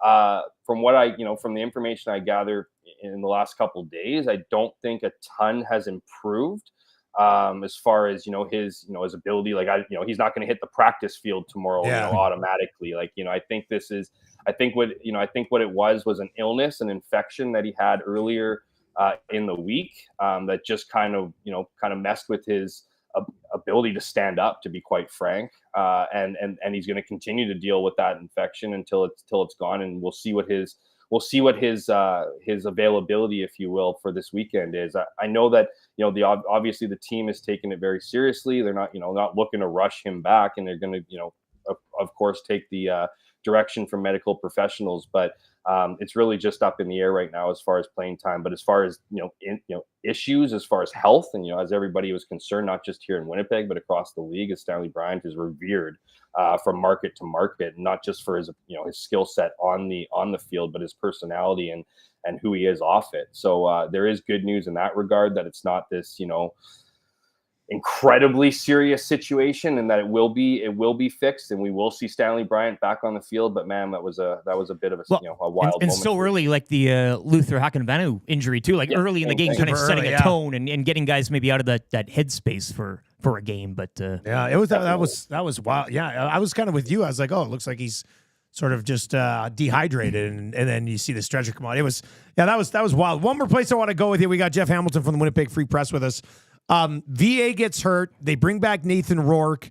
BC Lions have now lost 5 in a row. They're a game under 500. They got Touchdown Pacific coming up here in a rematch against Ottawa. How do you expect them to handle the quarterback situation there into this week and then moving forward? Oh, Nathan Rourke is starting this week, guys. I mean, that's the obvious decision. You're not going, like, first of all, Vernon Adams hasn't gotten back on the field, and so we don't really even know how well he's recovered from his knee injury. And same situation as in a way as Cody Fajardo, different in the sense that they're trending much differently. But I don't know if you're going to get 100% Vernon Adams right when he's back. And so to create a bit of a quarterback a significant quarterback controversy to turn away from Rourke after 2 games. I just don't see it happening. Rourke's the present. He's the future. I don't think that the Beast, and I'm not trying to start anything like wild or anything. We all know the respect that Vernon Adams has in the locker room, and certainly with head coach Rick Campbell. But Vernon Adams wasn't playing all that stellar football before he got injured. Yeah. So, and I think there was a bit of a panic move from the BC Lions. I think they would have signed Nathan Rourke regardless if his interest was to come to BC, but I think they were worried about their offense before Rourke signed that contract. So I think it's an obvious move. I do think that that Rick Campbell has a situation he needs to handle here delicately in the sense of the rest of his teammates. The thing about the BC Lions, guys, is there's a ton of personality on that team.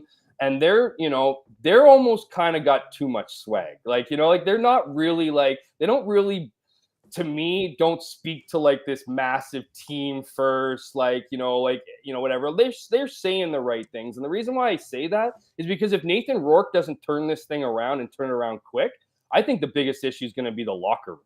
The locker room is going to want to see Vernon Adams. The locker room is going to want to see a guy that they've gone to war with the last, couple season and a half here, and that we're doing pretty darn well before he got injured. So I think that's going to be the biggest issue. I think the biggest thing for Rick Campbell is how do you use these 2 quarterbacks?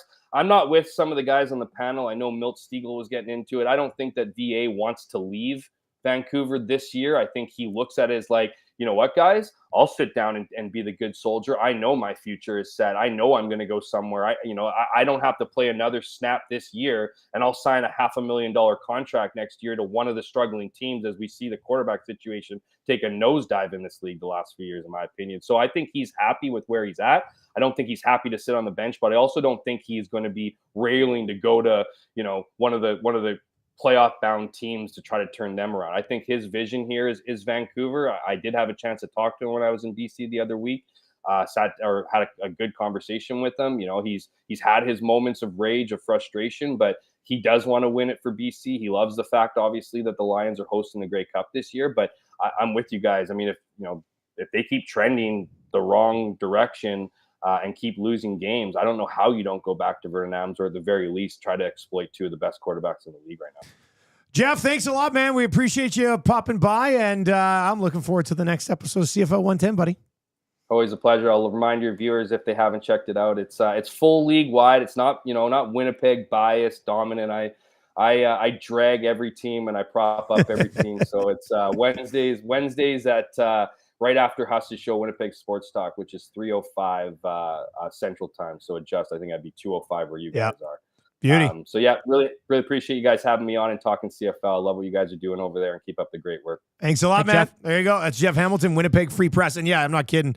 I listen to it usually when I'm driving to the airport on Thursdays. It's a really good show, and they hit on everything across the league, Huss and the Hammer. So it's a good show. And as you mentioned too, nothing short about the talk specifically this season. We talked quarterbacks so there, discuss, the West, the parity. All that. Yeah. And absolutely phenomenal season so far in the Canadian Football League, and we're just getting to Labor Day.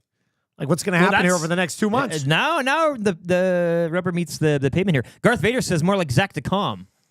Given the old CA Cup thing. I don't mind that text. I love this one, too. This could be the text of the day today for A&W to the Parachuters inbox. Denied from the 1 yard line 9 times. When did Kai Loxley join the Argos? Ooh. What a deep Kai Loxley cut. Loxley's still getting it. Going back to last year, opener against the Riders, Loxley still taking strays. Whew. Unbelievable. Abutski. Remember that name. Great text. Great text. You can text us anytime, 780-218-9999, 780-218-9999. And, Touchdown Pacific. That's going to be fun. I'm doing that game this weekend. Cool, yeah. It's going to be kind of neat, yeah. Do you have any sort of a, background, or you been to the locale out there, Victoria Way? Like, I know you kind of get out there sometimes. My sisters live there, but I'm going out a day early so I can actually kind of have dinner with my sisters. Yeah. And then... And Suits as well. Call the game. Well, your sisters and Suits. Probably. Suits is coming over on the ferry. I told him, I said, you can fly from, like, Victoria to Calgary on Sunday, right? And he's like, well... I'm going to take the ferry back across and go to the Vancouver airport and fly. I was like, you're nuts. As my best friend, you should probably let me handle your travel. Let's get to your Cool Bet Canada hotline of the day. Just a quick note, because the first game of the week's already up. Ottawa Redblacks, BC Lions rematch. Redblacks are for real, right? Well, I guess they are, but I'm. How about this? The BC Lions are 3-point home favorites for Touchdown Pacific in Victoria. Here we go. The Redblacks just can't get any respect. No. And another quarterback situation, to which I think is pretty favorable for them as well. Mazzoli's back. He can play. He's healthy. You got Crum going on.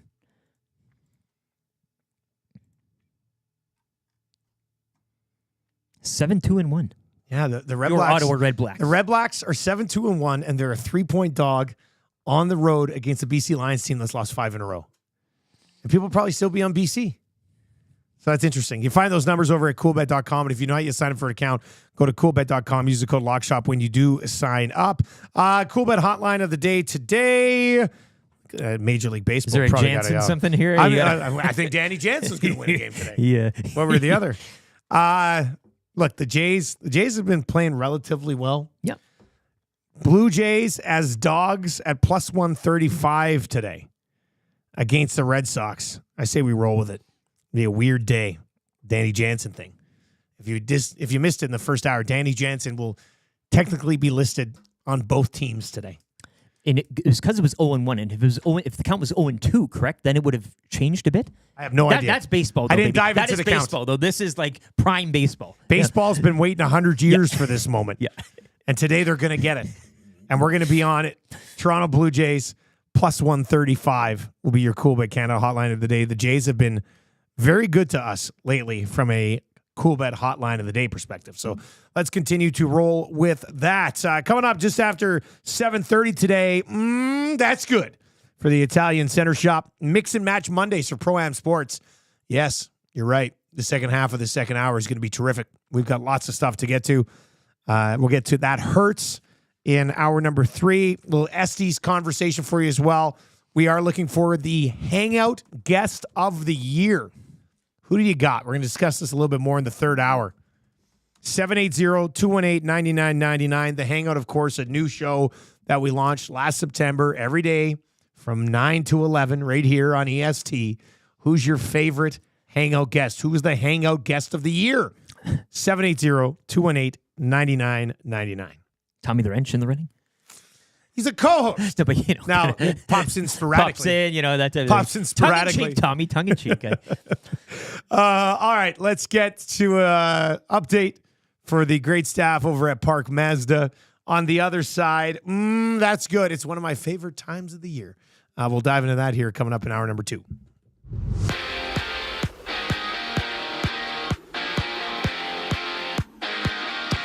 Week 12 in the CFL wrapping up last night for Montreal as the Elks falling to the Alouettes 21-17. Boris Beatty going 1 of 2 in the field goal department. McLeod Bethel-Thompson tossing a pair of touchdowns in the loss. The Elks remain 2 points back of the Stamps for 4th in the West. Those two clubs will meet Labor Day Monday down in Calgary. Week 13 will kick off Saturday from Victoria when the Lions host the Red Blacks. NFL preseason wrapping up last night. The Commanders doubling up New England 20-10. Week 1 in the NFL kicks off next Thursday with a doozy when the Ravens visit the Chiefs. You can also join me for this one at the Century Casino Sports Bar and Lounge, Fort Road. Blue Jays complete the weekend sweep and season sweep of the Angels down in California, 8-2 your final. Jays are in Boston to begin a 4-game series tonight. First pitch 5:10. Keegan Bradley taking the BMW championship yesterday. He closed with an even par 72 for a one-shot victory. Canadian Taylor Pendrith, he finished in a tie for 13th at 5 under. Pendrith will be the lone Canadian at next week's season-ending Tour Championship, which will go down at Eastlake Golf Club in Atlanta. Sports Update brought to you by the great staff at Park Mazda and dealer principal Mitch Lewicki, who even he could go 1 for 2 from the field goal department. Hi there. If you're like me, you like to picture yourself in luxury, even though there's absolutely no way you could afford it. And if you can, well, even better. Thankfully, I picture myself in something that is luxury, but still absolutely affordable, like the all-new Mazda CX-90 from Park Mazda. With the new luxury features like facial recognition settings and quilted detail Napa leather seating, I can pretend to be comfortable with all of my proper settings activated without even touching a button, thanks to Mitch Lewicki and the great staff at Park Mazda. I like to picture Mitch Lewicki as a ninja fighting off evil samurai. Park Mazda, your dealer for life in Sherwood Park off Y Road, parkmazda.ca.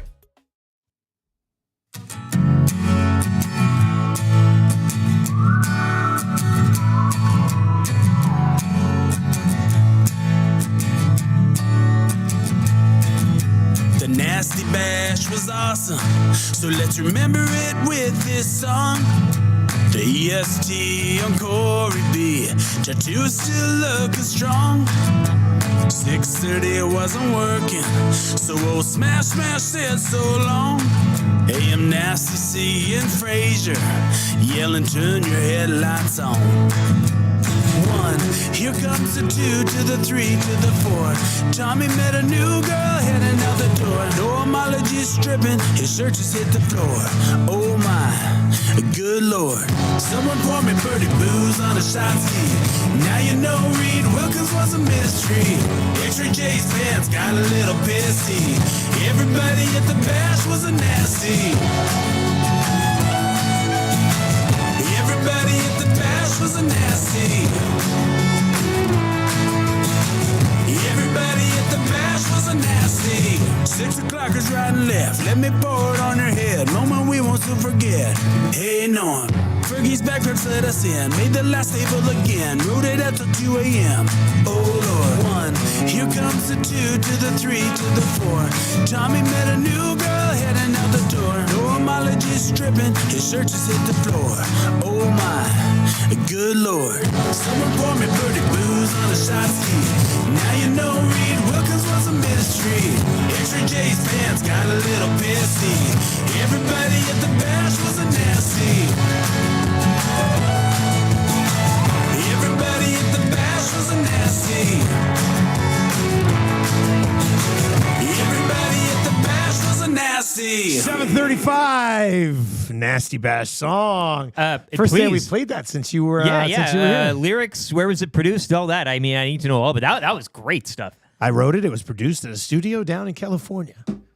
And so this is the same people. Same crew. Yeah, our regular producers. That was top notch. That's a nice song. Hitting right? all the X-Ray J. Like you got to listen to it a couple times. Yeah, you got to listen to it a couple times. The pants and all X-Ray that. J's pants getting pissy and pouring 6 o'clockers on Norm's head. Like worked out. Speaking really of the birdie booze as well, I saw Smash has been making the rounds as well. Smash was doing some work, loading up. Hey, this is the thing. We put Smash to work with Strathcona Spirits. Took a bunch of birdie booze down to the boys this weekend too. We got into it a little bit, which was real nice. Blue tongues and lips around. That was a lot of fun. That was the Wasps love it. Hey, the Wasps love the birdie booze. They love it. Yeah. Nielsen Show presented to you by South Fort Chevrolet. Best deal at the best price. Go see Daniel and his team at Fort Sask. Tell him EST sent you. Go-to dealership for Silverado 1500s and heavy duties. Visit their website at www.southfortchev.com. All right, let's get into that's good for the Italian Center Shop. Where the nope, there's nothing. No, we'll be doing. We're launching a new product on in September. So I don't know if they're going to go panino. Actually, you know what we're probably going to do in September, and this is very convenient. Chatting with Ryan over there, like the to-go meals for kids' lunches. Yeah, I'm telling you, man. I mean, easy peasy. They make it easy for you. I like to just sample some of their tomato sauce. That's a good idea. It's delicious. That's what somebody should do. Kick up your pasta a notch. Like, get the real stuff. I'm going to suggest that Tammy sends Marshall and Elizabeth with just the sauce. Thermos. For lunch. A thermos of, what does everybody have for lunch today? And the Muzz is sitting there going, oh, I've got sauce from Italian Center Shop. Oh, and some pasta? Nope. Just sauce. Or the gravy, as they call it. Some people refer, I mean, for all you Sopranos. That gravy there. But yeah, no, it's a good idea if you want to start pre-planning for kids' lunches. They got kind of the meals to go, especially for maybe the older kids that need a real good helping. Hey, and when fall hitting too and the temperature's dropping a bit, you slap a couple of those ready-made pastas in the oven, 10, 15 minutes, and you're just like that. You're good to go. Taken care of only at the Italian Center. Here's my good. It's draft season, baby. I absolutely love draft season. Had a draft on Saturday. Had another draft last Tuesday. You're in one right now. Have another draft on Sunday. I supposedly have a draft coming up right now. As a commissioner, I was just flipping some players around on rosters. Like it's just I'm in. Like I'm fully invested now. You're back, baby. Now I'm not going to get to my dream. I had a dream a few years back where I could do a draft every single day in the month of August. Like, but in different leagues, like with listeners and randoms and doing a draft every single day. I wish I could do that, but it's just too busy. But I do love draft season as a commish, and every draft, especially in-person drafts, and I'll have some online drafts here too. Like this one that, why are we doing a draft at 8:00 in the morning? It doesn't make any sense. I feel like it says my draft starts in 21 minutes. But why would we schedule a draft when everybody has to be working? It's a slow draft. Never mind. Slow draft. 8 hours to pick. Yeah. You won't be pulling a hammy on this one, though. You shouldn't be anyways. But, you're making the memories. You're doing things. I mean, now, too. I mean, Confessions tomorrow takes a new. That's where Confessions. Fantasy football confessions are back. Free advice as well was birthed out of fantasy football advice. So it's kind of all. I've already got Confessions for tomorrow because of fantasy football drafts. Beautiful. Beautiful. Yeah. I've already locked and loaded. That is good. That is good. It is. It's just, if you know, you know. If you are in fantasy football leagues, you know that this is arguably the most fun you'll have all year. Because then after you got to set your lineups, you got to go on the waiver wire. Oh no, my team started 2-4. Couple injuries. I hate fantasy football. Yeah, you're done. Nobody hates fantasy football at this time of year. You're all a champion right Except for probably my wife. She doesn't like it because I'm like, hey, I'm home for 3 days. What are you doing? Well, I got a draft tomorrow night. You are in 10,000 leagues right now. Did we ever get an ESPN EST one get going here? Well, I mean, there's still an option, boys. We do have time, correct? If you think about it. But that hasn't happened since I've been going. Like, nope, we haven't. I'll go in for that. Just a little fun. Just a little fun. Bragging rights among the crew. Yeah, maybe HR Daddy can put $100 on the line for the winner or something. Let's see. How many guys we got? We got the three of us. So Zach, Eric, Dusty. We did it one year at the old place with a few listeners mixed in, but I don't think we need to do that now. Exactly. Than we did then. Full staff we could do, yeah. So we got Maddie, Tommy, Glue Guy, Reed, Jasmine, for sure, Hernan, who is in another league with me, but totally forgot about his team last year, and I'm going to have to kick him out. I have to have a serious conversation with Hernan this week because, he bailed on the team last year. It went 0-14. No lineups were set. It was bad on me as a commish. But now is he going to re-engage here? You got to reel him in a bit. Yeah. So let's see. 1, 2, 3, 4, 5, 6, 7, 8, 9, 10, 11. Yeah. I mean, we could do a league, no problem. There's definitely enough people to do a league here. So that could be a lot of fun. I'm game. Yeah. It's just keeps you engaged, right? And again, that doesn't have to be too much on the line. Timing-wise, but that'd just be an online draft. Yeah. You do it one night at 9 o'clock. Whatever. Take an hour and a half. Yeah. 9 p.m. 8 Did you say a.m.? Yeah. No, p.m. Because yeah. You're a slow draft, maybe. Huh? My slow draft's getting going here right away. But it's 12 hours a pick. Or 8 hours a pick, and I'm picking 12, so I might not draft till Thursday. Or if everybody's ready to go, I could be drafting by the end of the show today. That's the best part about fantasy drafts. The rookie says, as the winner of the inaugural Nielson Show NFL Fantasy Draft, I totally think you guys should do another. So we have a blessing from the champ. That's nice to know.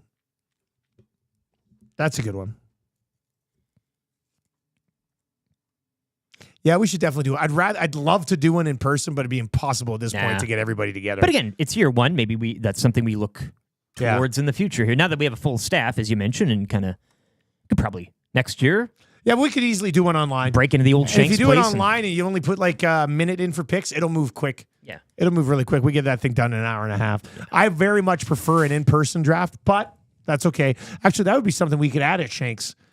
Drafting room. And other people could come rent our drafting room for their drafts. The war room, if you will. Yeah. Have a that's bunch of real fax good idea. machines and everything. Yeah. Remember when you walk into that Shanks, over on the right side, wasn't it like a little sort of separate room? Or you could even go up top with that awning or whatever. There's so many good things we can do once we get that place. Very, very exciting. Year 2. Do you play fantasy football at all, Zach? I did for 3 or 4 years, and then the last couple I've kind of been out of it, but I'm entering a draft that has a $50 pool for everybody. So now I'm actually I'm getting into it again. I'm getting into it. I draft on the 1st. I've been studying, watching some YouTube videos on the sneakiest picks and who to pick where and who not to pick. Stuff That's what like happens. That, That's so. how draft works. High on running backs. Yeah. Sleepers and guys you want to avoid because they're possible busts. Yeah. I love it all. That's how I get into the game. Good. Setting the lineups too. Well, that's nice to hear. I'm pretty excited about that. But yeah, it's draft season, man. That's good for the Italian Center because it's an excellent time. I know people are like, I like when there's NHL playoffs and Masters, and I'm always like, no. Late August, you're heading into Labor Day weekend. Usually, twice I've done spring or fall. You can make a good. Twice I've done a draft while calling the Riders Bombers Labor Day game. I had the draft up on my iPad, and I was making picks while I was calling the game. You got it all. Aside from a Fred Penner and a sandwich, that's heaven on earth there. I mean, you got it. That would have been the best. Hey, if you're watching over on YouTube today, hammer the thumbs up for us and give us a sub as well. We're looking for like 20 subs this morning, which would take us within 130 of our 10,000 sub goal. So hammer the thumbs up. Let's change 200 here, and give us a sub as well. Be a part of something special here that we're building in year one. That'll be a lot of fun. A lot of fun. Beef Nips is in it. Says, wanted to catch Dusty out at Touchdown Pacific, but I'm flying home Friday for our Basement Bums draft. The league is 12 years running, and I wake up, and it's Christmas Day on draft day. And bums is spelled with a Z there. 100%, though. That's what it is. Like, you have no idea how excited. The draft I just did on Saturday, like, it's the only time all 12 of us are together. Well, right, yeah. All year. It's a reunion. And it's the greatest day. It's the greatest day on the calendar. And that's a dual draft day. So we did our football draft. It didn't end until like 9:30. Then we did a 5-round hockey prospect draft. We didn't even start our main hockey draft till like 10:20. And we went till like 2:30 in the morning, 15 rounds. It was awesome. I still personally love the Dunya, but that's just... Well, I mean... I think the Kerfloat would take different for you if it was more of an in-person. And man, because if we got to do the Kerfloat in person, it'd be But to great. your point, though, the in-person, there's just so much more of the joking, the camaraderie, et cetera. Hamstring. Share your fantasy football stories with us. Tell us what your drafts are like. Yes. Give it Who's to me. the Oracle? I could sit here for the next hour and 15 minutes and just like break down other people's drafts. It's so fun. But unfortunately, we have to move on because we got some business to take care of. For some of you, it's very serious business. It's Mix and Match Mondays for Pro-Am Sports. Who wants line combinations? I said, who wants line combinations? Do you guys want line combinations? I came in wanting Broberg expectations. We're off of that. You back served over the net with the third line. Oh, yeah. Well, fun question, and we'll be talking about this on the oil stream today. I challenge you. I challenge all of you. What is the best third line you can build for the Oilers that is not Adam Henrique, Matthias Janmark, Connor Brown? And there's one little rule here. You're only allowed to take, because somebody could go, Dusty, I'd put Draisaitl, Nugent, Hyman on the third line. That's what I'm saying. Yeah. You can't do that. No. Don't be an idiot. But you can have one of the existing? You can have one of those guys. I won't even. You can't move McDavid and Draisaitl down. No, but you can have one of Janmark, Henrique, or Brown on there. You can have one of those guys on there. But build a third line that's not those guys. You can only use one guy, one of the wingers from the top 6 to slide down. You could take Nuge and put him in the middle and go from there. But what is the best possible third line you think they can build on this team? And let's not just go back to the line that played together well in the playoffs for a little bit. That's your challenge. I'm going to lay out my first post-Holloway lines. Should note right now over at Pro-Am Sports, private signing with Rafi Torres. The deadline on this is Wednesday, September 4th. How'd you keep this under your hat for so long? Pro-Am Sports does it again. Wow. They do it again. Private signing, Rafi Torres. Deadline is September 4th. Hop online, proamsports.ca. You click on the big banner that they've got at the top of their website. You can't miss it. And, they got a bunch of different stuff you can do. There's the helmets. There's the pucks. There's the photos of Torres. There's a few other ones that you can have signed by him as well. So, it's gonna be a good one. Rafi Torres, the deadline, Wednesday, September 4th. All right, here we go. Here's my mix and match today. This is not. I'm not trying to do anything crazy with this, just because it's the first post Holloway set of lines. So let's take a legitimate look at it. Right? Let's just take a legitimate look at this thing. Evander Kane, right? When Stoff says he kind of thinks he'll need surgery, then by golly, he'll need surgery probably. So Evander Kane is out. I'm not putting Evander Kane into this lineup. Holloway's gone. What's this bad boy look like? Your top line, least intriguing line ever. McDavid, Hyman, and Nuge. There's your line one. Nuge, eh? Okay. Nuge on the wing. Okay. I'm not. In fact, my third line is the line I said you can't use. That's why it came up with me, because I'm looking at it, I'm going, man, what else can you do on the third line? I'm locking in the old third line, whatever. I'm challenging you today to come up with a good third line. Let's see it. Anyway, McDavid, Hyman, Nuge, Draisaitl with the noobs, Arvidsson on his one side, Skinner on his other side. Then I've got Henrique, Brown, and Matthias Janmark in there. This is all no Holloway. So you don't have to worry about, well, where's Holloway? You can't play Holloway on the fourth line. You don't have to worry about it because he's gone. Wow, how convenient. helps Bowman, my you done it strategy, again. doesn't it? Yeah. And then the fourth line, I guess it's very easy to just go, well, Derek Ryan with Podkolzin and Corey Perry, but I didn't make Lavoie. Well, actually. Sorry, I didn't want to. Spoiler alert. Raphael Lavoie. Fourth line, right wing. Go earn it, kid. A few people answered that bell earlier on.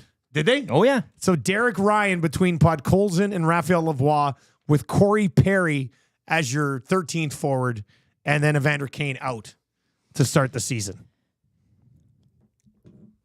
I mean, they're very basic lines, but this is what it could look like without Dylan Holloway.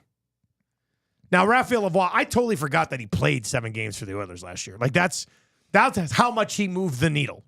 I was perusing his Hockey DB page yesterday, and I was like, oh, yeah, Raphael Lavoie played 7 games for the Oilers last year. Now, it's not like he got 18 minutes a night or something like that, but still, I totally blanked that Raphael Lavoie actually played games for this team last year. But, last kick at the can for him. Don't have to run. I know a lot of people put Savoy probably on like a third line. If we're already seeing it, I haven't even looked at the texts or messages yet. So yeah, this is probably relatively close-ish to what it's going to be. I mean, flip-flop somebody in there. There's a job to be won with Dylan Holloway off the roster. Who wins that job? Yarventi enters the chat here. Paris Jewelers Inbox from Doesn't Sign Texts guy. Listen, I got a lot of time he's the next for a Finnish Costin. kid. Next Clem Costin, he claims. Bones says... Wait a second. Let's stop. Let's stop right there for a second. Are you trying to be hilarious? Is that joke? Oh, no. Roby Jarventi's game is nothing like Clem Costin's. Move on. Maybe he sees him as the next type of fan favorite. Yeah, okay, pop, that's fine. That's but fine. not in the stylistic sense. Bones says third line, Henrique, Arvidsson, Lavoie. Henrique, Arvidsson, Lavoie. Well, Arvidsson and Lavoie. Yeah, maybe. I mean, this is the task. Find a third line that actually makes me go, yeah, instead of, Jason Leduc has Kane. He says not on LTIR yet, and you're just kind wrong. Jason and Leduc, are you going to follow the rules or not? I said Evander Kane is not available. Bending them a bit. Evander Kane is not available. Try again. Brandon from Windsor. Skinner, Davo, Hyman. Podkolzin, Dry, Arvidsson.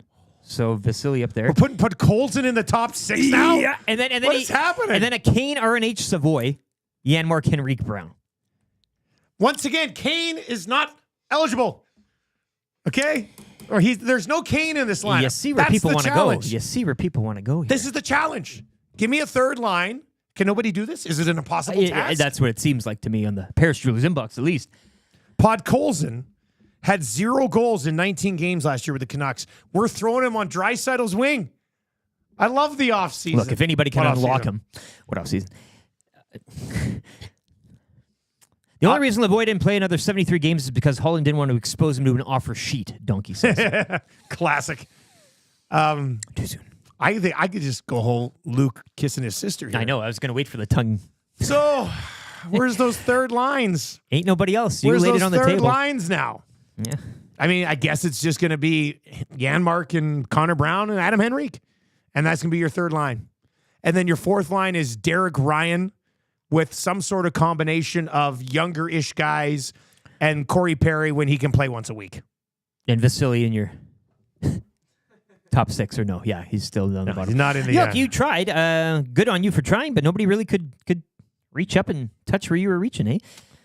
Well, it's just, I think when I put that line in there last night, I said, I think I have to put Henrique, Brown, and Janmark together by default because I don't know how you build a stronger line. Not that I expect those guys to do what they did in the playoffs during the regular season consistently, but I'm trying to figure out what are the other options for like, could you go Nuge between Henrique and Brown, Janmark riding with McDavid and Hyman.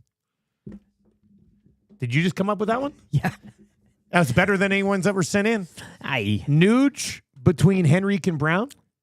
We're having a little fun. I like the spine. I like Nuge at that center. It's for the purpose of this exercise. Calling the Amishman, yeah. Nuge, Henrique, Brown, third line. Best you can do without top good. 6 being Barron. Thank you, Colin. There you go. Okay.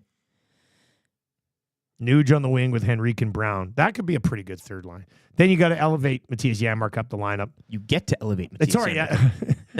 I said you have the to. playoffs, yeah. Strummy's in it. Says Raphael Lavoie, Arvidsson, Evander Kane.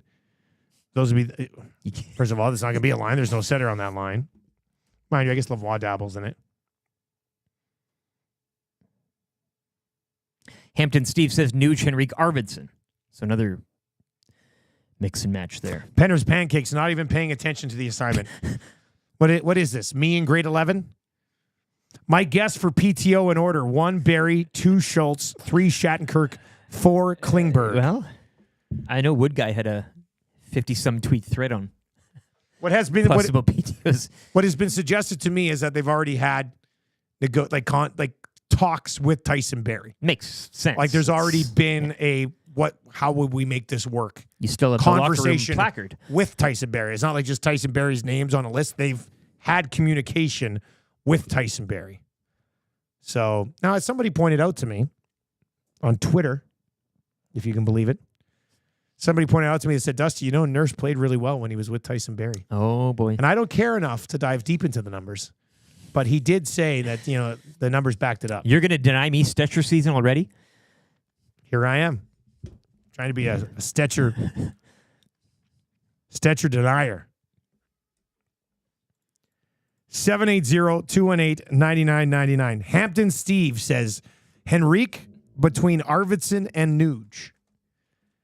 So Henrique between Arvidsson and Nuge would take 2 guys out of the top 6. I did say you're only allowed to take 1, but whatever.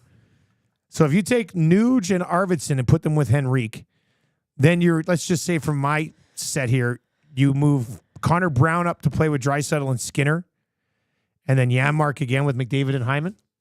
The Janmark bump. The Janmark and Connor Brown bumps. They're real and they're spectacular. Yeah. Who would have thunk? Jimbo says, Dusty's a little spicy today. I'm not a little spicy. I'm a little hungry. I didn't have any breakfast this morning. I'm a little hungry. I should have brought you another sugar-free Red Bull, and it's making me fly high. I can't do the Red Bull because of the blood pressure thing. Amishman19 says, time for Barrie has passed IMO, which means in my opinion. So he but the fruit is too ripe. Okay, we can say the time for Barrie has passed, which I don't necessarily disagree with. But when your other options are Josh Brown, Ty Emberson, and Troy Stetcher, maybe the time for Barrie hasn't passed. Or even to the Penner's Pancakes. I mean, Klingberg, Shattenkirks, and whatever, right? Yeah. But in terms of that group. something to discuss. I mean, well, like guys, as I said, he's part of the group. Bring him back. They do like him. They get that fairy tale again of hey, getting the band back together. If you bring Barry in on a league minimum, that's still much better than the Josh Brown contract. Yeah, come on. Like, I still don't understand that one for the life of me. We're not gold mining here. Somebody must have coached this guy when he was like in grade 7, and they're just like, we always loved him. Bones has Henrique centering Brown and Nurse. The old Nurse to the wing. There's one thing this team can afford. It's to take away more defensemen. Rip City Step asks, what's up with CeeDee Lamb? CeeDee Lamb's trying to get a contract done right now. That's what's up with CeeDee Lamb. Unless I missed something else. Atif is in. Oh. Here's Atif's third line. Speaking of spice. Pop Olsen, Phil Kessel, and Matthias Janmark, spelled with a Y. And then he follows it up with, I'm third line for the Oilers. Atif. This is... Do with that what you will. The text says, Pop Olsen, Phil Kessel, and Janmark, I'm third line for the Oilers. You know what? We'll take it, Atif. Atif is in one this morning, isn't he? Yeah. Jasmine says, Barry is rinsed. Shattenkirk is the way to go. Fresh Juju over Schultz. Speaking of Juju, ultimate twist, yes. You okay? Apparently brought in by the Chiefs. I think I saw that today. Let me see. He's like the American Chase Claypool. It's true. Is he not? Give me some Martavis Bryant. Chase Claypool's going to sign in the Canadian Football League. People are going to be pumped, and he's going to be number 7 on the Alouettes depth chart. But he played in the NFL. He played in the NFL. Hey, Martavis Bryant should have lit it up here. Chiefs sign. Why are the Chiefs bringing Juju in? You can't doubt them. They're already pretty solid at the position. Huss will know more on this, hey? Oh, yeah. He'll have the inside track. Yeah. 780-218-9999 if you'd like to chime in. Give us a sub over on YouTube in case you missed it. If you're watching right now, see that huge YouTube logo over there? We're trying to make a push towards 10,000 subs. Trying to get about 20 today. So if you're watching this morning and you've not yet subbed to Edmonton Sports Talk, hammer that sub for us. Let's bump that number up a little bit as we work our way through the day. Would love to get to 10,000 by next Tuesday. So, yes, give us a sub. We got the Hangout coming up from 9 to 11 today. I will be at the Boston Pizza on Calgary Trail starting at 11 o'clock for the lock shop, and then Oil Stream from the patio with myself and Tommy Gazzola at noon today. So if you want to pop by for some lunch today, Boston Pizza patio, Calgary Trail, noon, be there or be square, as the saying used to say, but I don't think people say that anymore because it's kind of mean, right? I don't think you can do that anymore. Yeah, being a square. Imagine going to school and telling another kid, be there, be square. Nerd. Bully. Don't do that. Well, and I think it's important now to beef up Huss and the Juju Smith stuff. He'll be, if you want the latest and the honest to God truth on that, he'll have it alongside you there. Boston Pizza. Calgary Trail. All right. We got an update coming up. But we need somebody to play kind of easy trivia. Gift certificate, Mr. Mike Steakhouse Casual, up for grabs. Who doesn't love a gift certificate? It's like free money, but for one specific place. And that's what we've got. Mr. Mike Steakhouse Casual. If you'd like to play kind of easy trivia today, text Zach to come. He's hanging out. YouTube Trez on vacation for a week. Text Zach, 780-218-9999. 780-218-9999. If you'd like to play kind of easy trivia ticket, get your hands on that gift certificate. 780-218-9999. Let Zach know that you like to play. Kind of easy trivia. 3 questions too many. That hurts. Still on the way as well. And we got to dive into this Estes discussion. I don't know how Fraze doesn't win this thing. But we'll get into it. He's usually got the pull, like he's best guest on the Hangout in our first year. Who was our best Hangout guest? Do you look at a one-off like Jonovision? Or do you look at a guy who showed up regularly and delivered regularly? Fascinating discussion. Tom Gazzola. No, I said showed up regularly.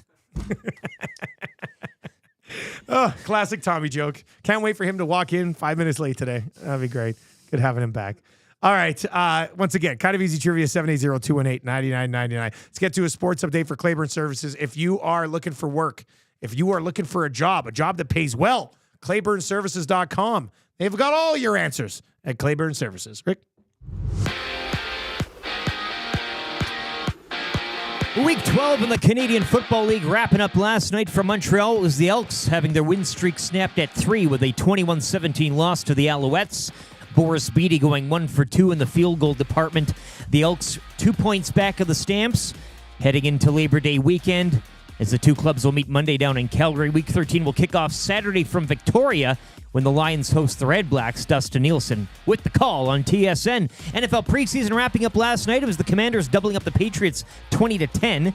Week 1 will kick off next Thursday when the Ravens visit the Chiefs. You can join me for that one at the Century Casino Sports Bar and Lounge, Fort Road, as the Chiefs are expected to sign former Pro Bowl wide receiver Juju Smith-Schuster, according to various reports this morning. The Blue Jays are in Boston tonight to kick off a 4-game series with the Red Sox.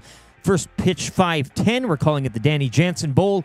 Jays completing the weekend sweep and season sweep of the Angels down in California yesterday, 8-2 your final. Keegan Bradley taking the BMW championship yesterday. He closed with an even par 72 for a one-shot victory. Canadian Taylor Pendrith, he finished in a tie for 13th at 5 under. Pendrith will be the lone Canadian competing at next week's season-ending Tour Championship, which will go down at Eastlake Golf Club in Atlanta. Take your career to the next level with Claiborne Services. They are hiring all positions, including journeyman bricklayers and apprentices of all levels. Take advantage of their outstanding mentorship program and work with peace of mind knowing that they are an industry leader in safety. For more, you can check them out, www.claiborneservices.com, or make it easy. Give Jeff a call, 780-910-6728.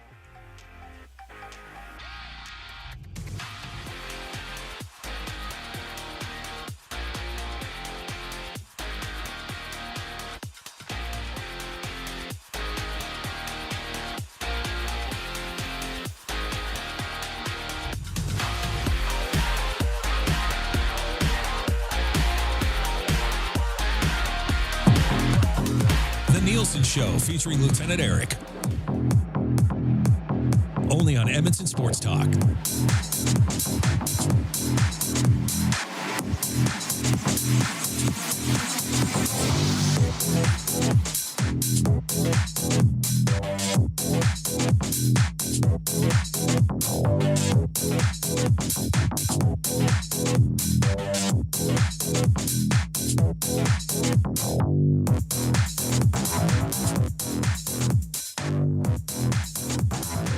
.05 on the Nielson Show. Dustin Nielson and Lieutenant Eric with you. We're going to get to kind of easy trivia coming up as well. Tickets are available right now for the Esties. If you've not picked up your tickets, you're going to miss out on one of the best and strangest and weird and overall memorable nights in the history of Edmonton sports media. Simple as that. The Esties are going to be absolutely incredible. We're very much looking forward to them. We've rented the Garneau Theater. Tuesday, September 17th. After parties locked in at Hudson's. And it's going to be a really, really, really fun night. We're going to have Esties dished out. I think there's like 25 of them or something. And the category we're talking about today is and this is a good one. There's so many options. Hangout Guest of the Year. Who was the best guest we had on the Hangout, and how do you judge it? AM Nasty Club members. You can become a Nasty Club member at EdmontonSportsTalk.com. Nasty Club members will have a chance to vote on this. Who is the Hangout Guest of the Year? If you want to chime in, 780-218-9999. 780-218-9999. Alberta Shank over in the Nasty Chat says he calls them the Esks still. Ooh, edgy. Yeah. Esks need a damn kicker. They do. They do. He ain't wrong there. Or they need their current kicker, who was over 90% last year, to step up and start making kicks. He's got the distance, right? Cost them 2 games. Or they need yards in the third quarter and yada, yada, yada. Like there's other things that could have also happened. Yeah, But is it third quarter or is it other teams just adjusting? I mean, again, credit to the Alouettes, and they look like a totally different team too. But then the Elks can never adjust themselves. They can never adjust themselves, so I don't something's there. And Mark texts in and says, "Hey, did you just call me? I couldn't hear you." Zach the Calm. Zach's working on learning about a phone. Coming back after 2 weeks, first face I see is him. It really What a way! Just, What a way! Just a great. Wrangle him in, Zach. Zach, I think it's the phone. Are you calling from the right phone? What's happening over there right now? All right, Zach's grinding out a guest for kind of easy Get the trivia ISO right cam now. on him here. Nielsen Show brought to you by South Fort Chevrolet. For the best deal and the best price, go see Daniel and his team in Fort Sask. Tell them we sent you. You get 15% off accessories on the new ride. How's that sound? I'll tell you, it sounds terrific. That's how it sounds. Go to dealership for Silverado 1500s and heavy duties. Visit their website, www.southfortchev.com. I'm sure you'll find more on their employee pricing here in the month of August over on the website at www.southfortchev.com. There's a name that's not on the Hangout Guest of the Year, and Mark texts in Quinn Phillips. Now, did I miss something there? Is she maybe in some sort of other not allowed? Or? She wasn't on the list you saw either, right? No, so I'm Quinn wondering should be maybe in there. that was just an oversight. But yeah, she's... Yeah, I mean, I think she'd get some the votes. sweat episode? The next sweat? Oh, God. Has there ever been talking for weeks. Has there ever been a sweatier human than Quinn Phillips? And she was hiking over the weekend. I saw in the backcountry. Can you imagine? Oh, my God. She'd be easy to track. I mean, saying they have water issues Because of the down there. sweatiness. Yeah. Create a known river. Hampton Steve is in and says, just to spite Fraser, I'm voting for Millard as the best Hangout guest. Again, we should have a one-off between the two at the Estes. Burglar is giving some love. Or somebody, Dazzler is giving some love for Ronnie Lowe. I miss a lot of these Hangout guests. I mean, they're busy doing other work, or I'm gone, or meetings. So many meetings, right? Yep. All right, Zach, did we figure out the phones? Yeah, I got my phone book out and was able to ring up John the Bread Man. He's looking for some bread today. John the Bread Man. Trying to get that gift certificate to Mr. Mike's Steakhouse Casual. Casualest place ever in the Hampton Inn on the corner of 137th Ave and Mark Messier Trail. They got the 6 o'clocker lager in the house at Mr. Mike's. Because you know why? They know what's up. Let's go to John the Breadman. Let's see if this... Oh, there is a little bit of an echo there. I don't know if this is going to work. Wow.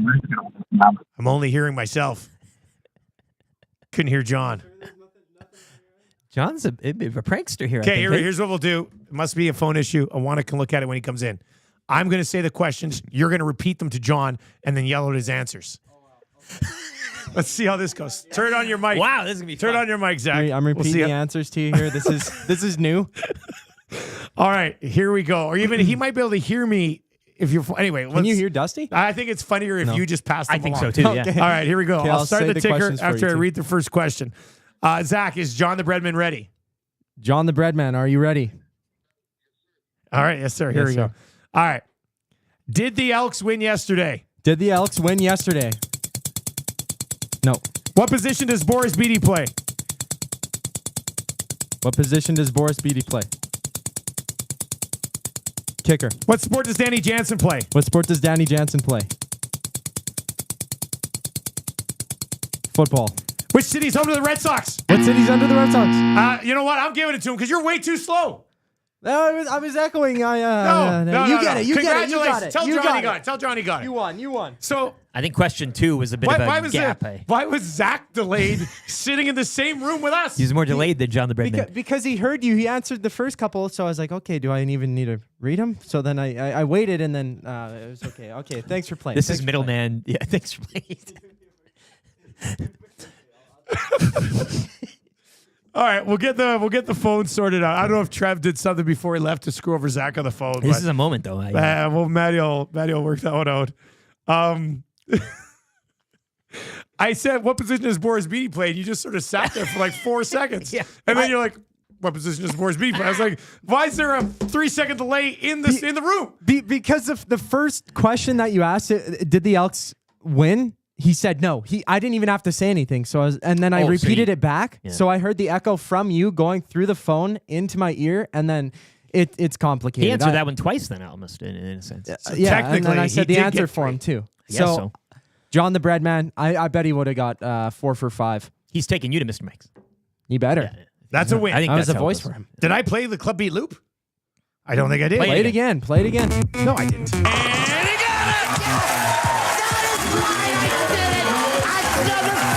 Are you kidding me? That's right.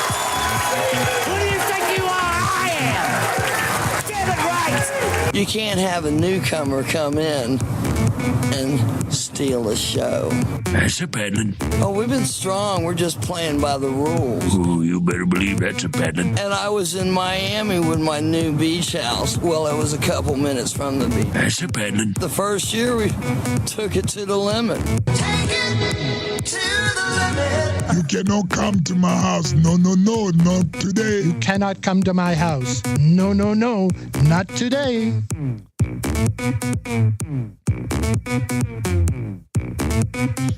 All right. I think your boy Marshall getting a bank account was more smooth than that whole process there. Yeah. Look, the bottom line is, as soon as Marshall's ready to work here, he's going to work here. He's already locked and loaded. I never get to watch a football game with him, really, because I'm either calling them or like I'm on the road and I miss it. So we got to watch the Elks game together last night.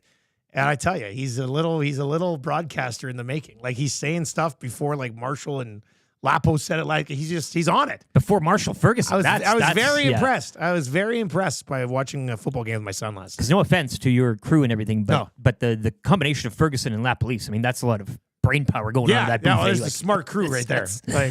Meanwhile, I'm like, bring me Fred Penner's sandwich. Give me a bite. I want to eat Fred Penner's sandwich on the broadcast tonight.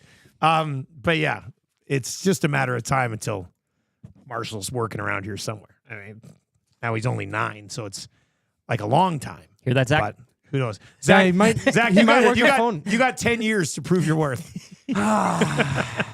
He can work a phone better than me, that's for sure. Yeah, maybe. Sure, he's out. I don't know. There must be. Have you done a show with us with the phone since Maddie switched the board?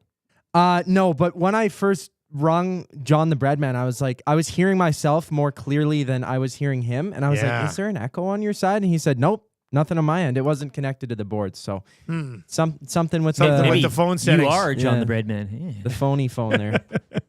Oh, boy. 780-218-9999. Strummy's in and says, a guy forgets how well put together this show is until you take a summer off from listening. Strummy, did you get your cap? Did he lose his cap? No, he's got an EST cap coming. I was going to deliver it to him. Oh, yeah. I think he said he was going to He had hip and get surgery. He's in the chair. He's a guy in the chair now, too. Oh, man. So if you haven't already, Strummy, let's figure that out.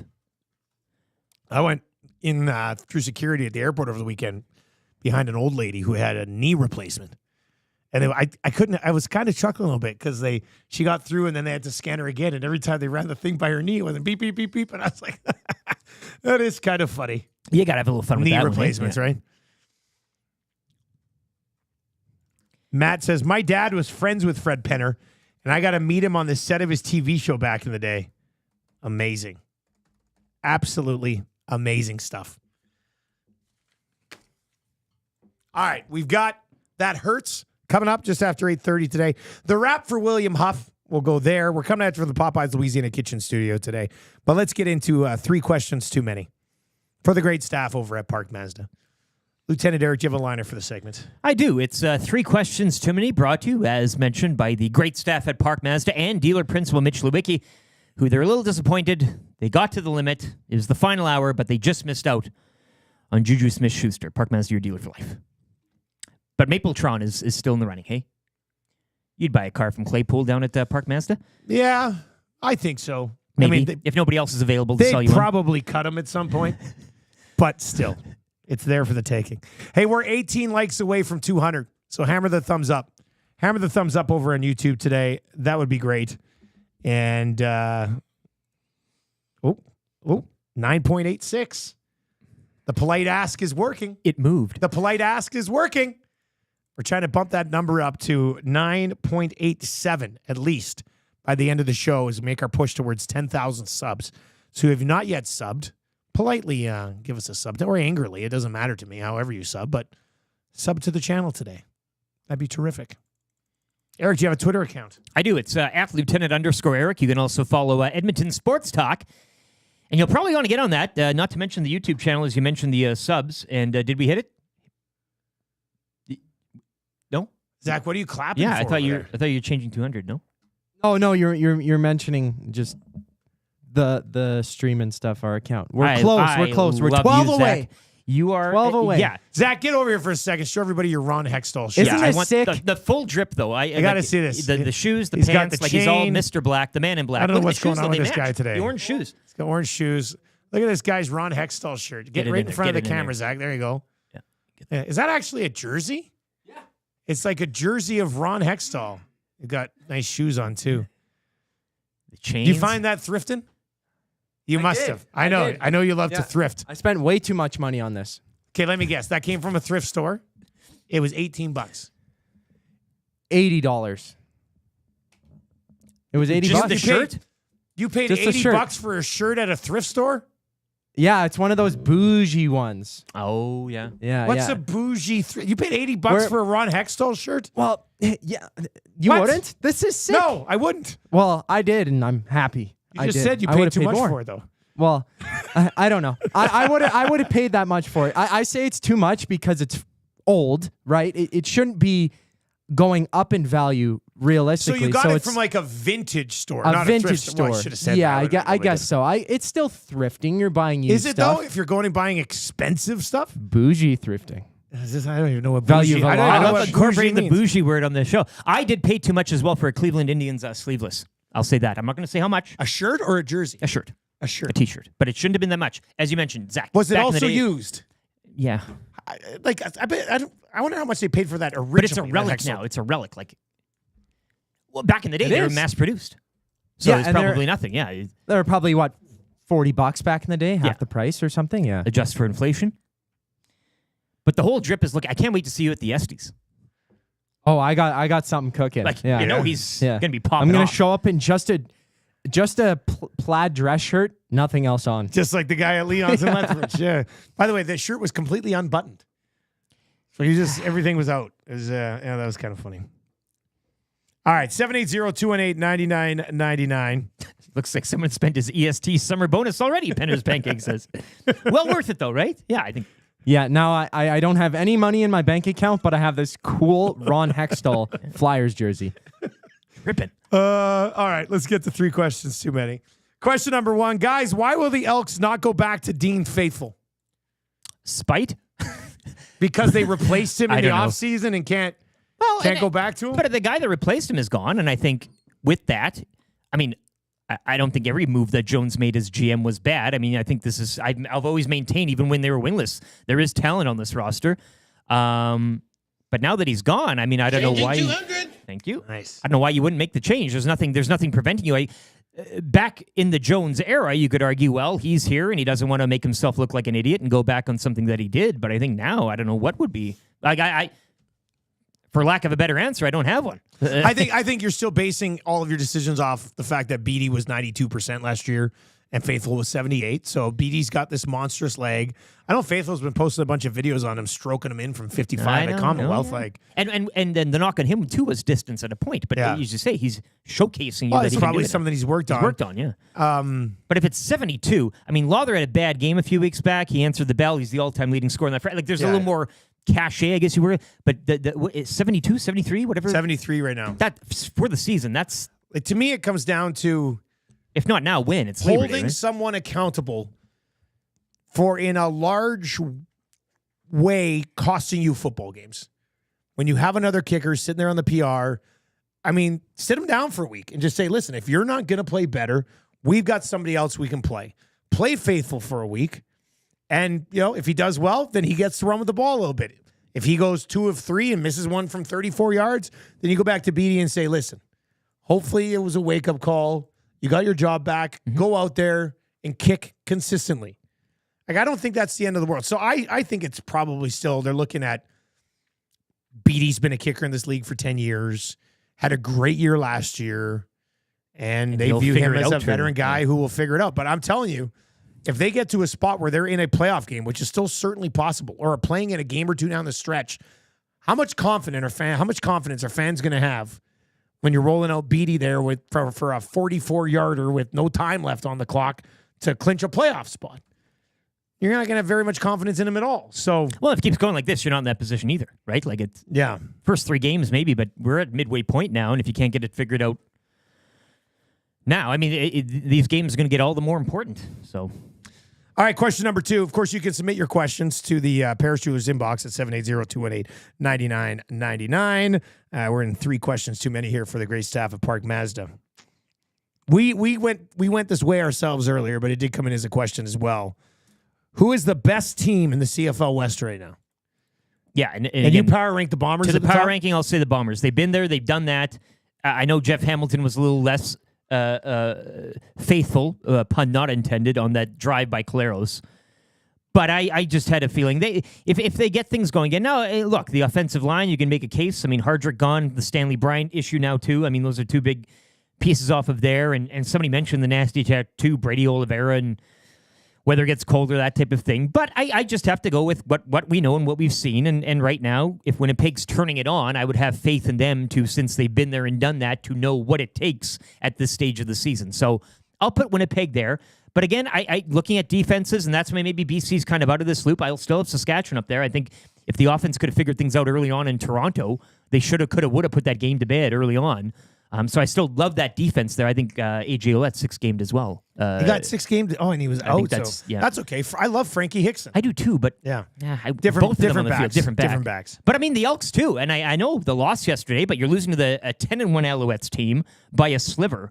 And if we're power ranking here, you're gonna have the Elks. I'll have the Elks with the Riders right near the top. Yeah, there too. BC is no longer in this conversation. I don't think so, which is odd to say. They could turn it around and be in the conversation in 4 weeks. But if you watch the BC Lions play for the last month and a bit, they cannot be up near that top of that conversation. The Elks are more justified to be in the conversation than the BC Lions are. And then the Stamps, 4-1 at home, 0-5 on the road. I don't know how you define them or what type of, and of course we didn't see them this week, but yeah, Winnipeg followed closely by either or the Riders or the Elks right now. Power rankings.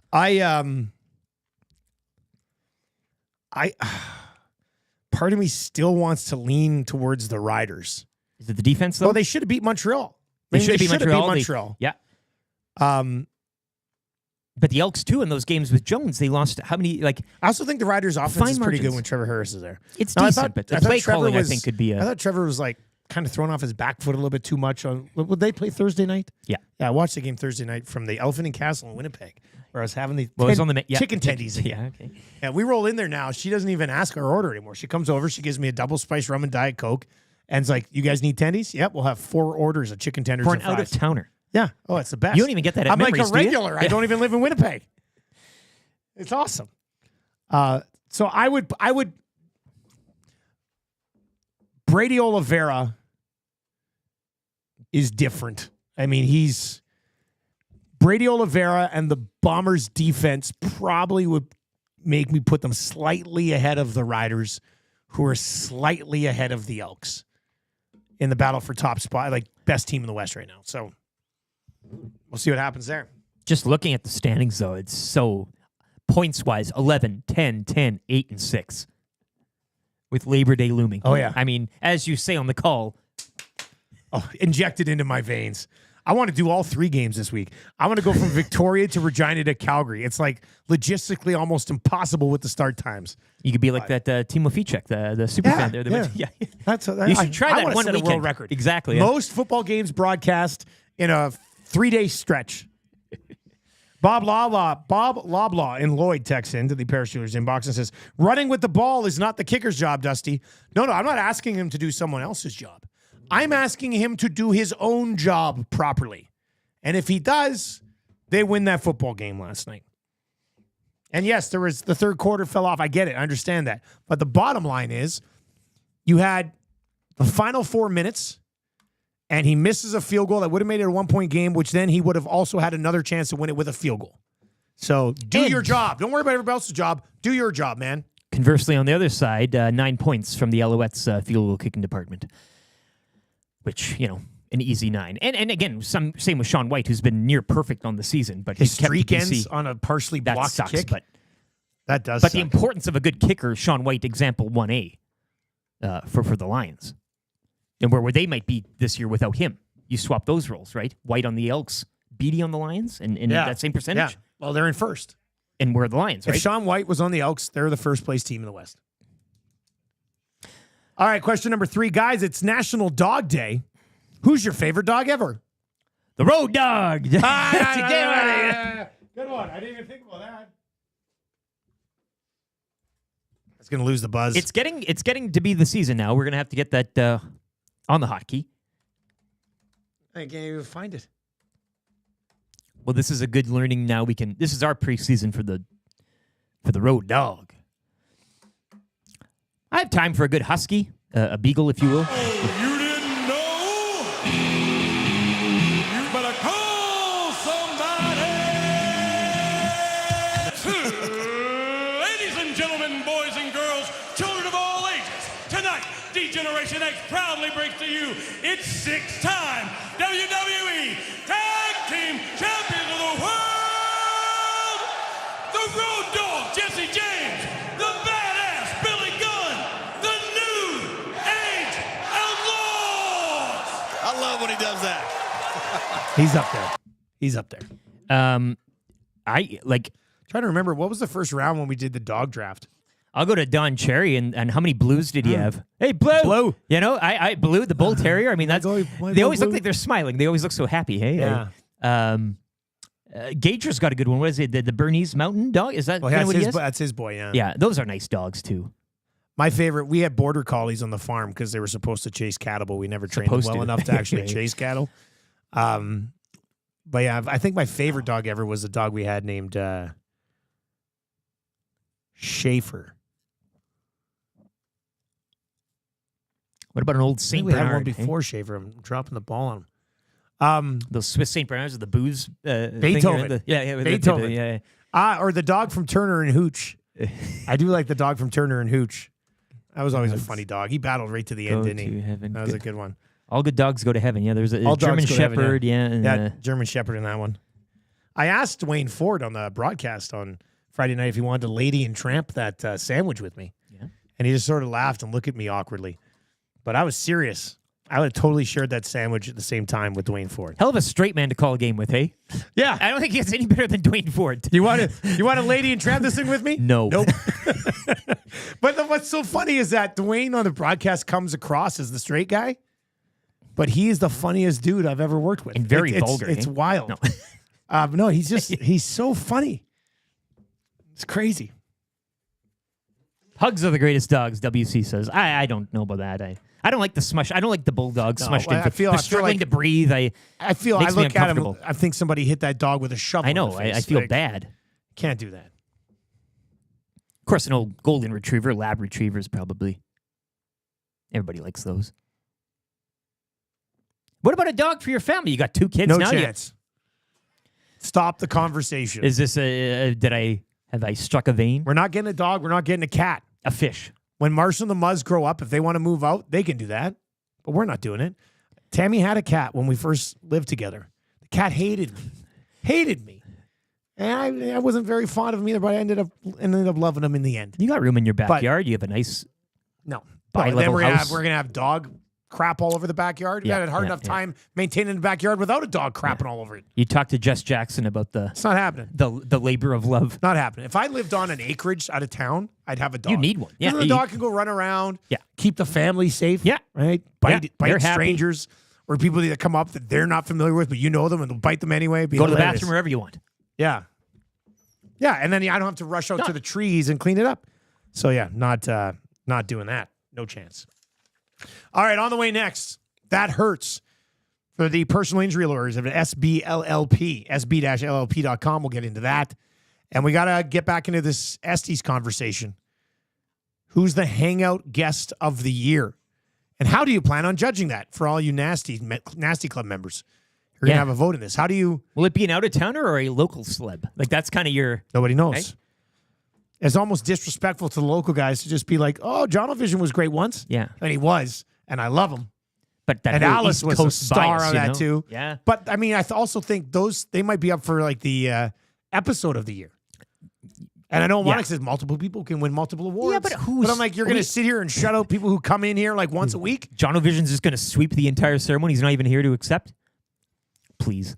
There's Jess Jackson, our Jess, in there as our Jess in the Nasty Chat. Don't forget the puke stains on the rugs. My dogs are the coolest. Yeah, that's the last thing. Like, no chance. We just like She loves them. We're only like diaper free for like 3 years now. Now we're gonna have an animal that we have to pick up crap after. Are you kidding me? I think the aquarium with fish, and then your kids can learn how to clean it and all that responsibility, right? It's kind of a low key. I just can't. I can't do the. Let's take the dog out for a walk in the city, and when it takes a dump, I'm gonna pick it up. Like as a farm kid growing up, I just can't imagine. I laugh doing that in the city. I can't imagine it. It's embarrassed. I get embarrassed for the dog. How about Waddy and Cloverdale? Best dog, whistle dog. I mean, how did we not? Boom. Split wiener. Nailed it. Doesn't crap everywhere. All right. What did we do? Oh, we got an update. We got an update right now. Lieutenant Eric is back, baby. We've got an update right now for sit and sleep. If you're looking for a place to sit or sleep, possibly both, get it done. It's sit and sleep. Rick's got more on that. That hurts on the other side.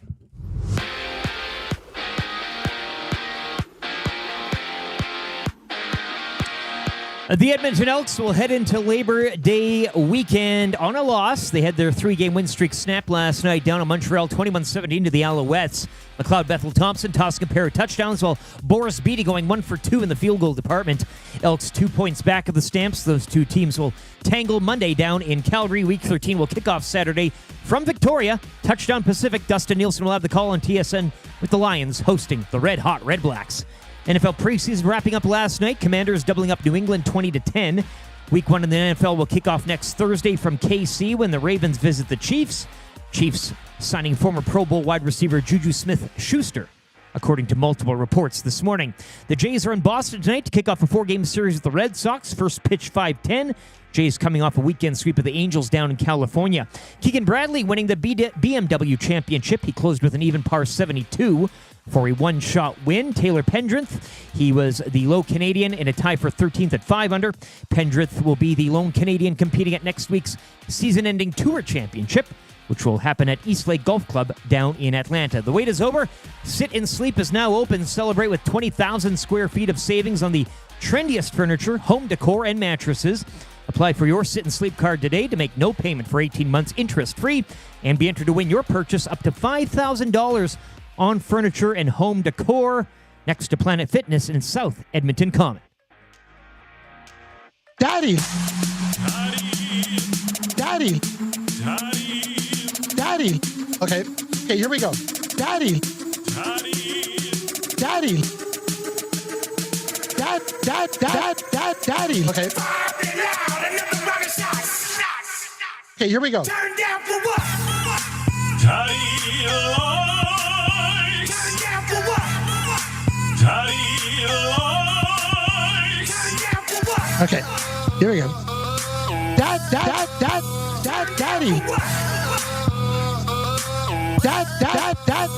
Daddy. Okay.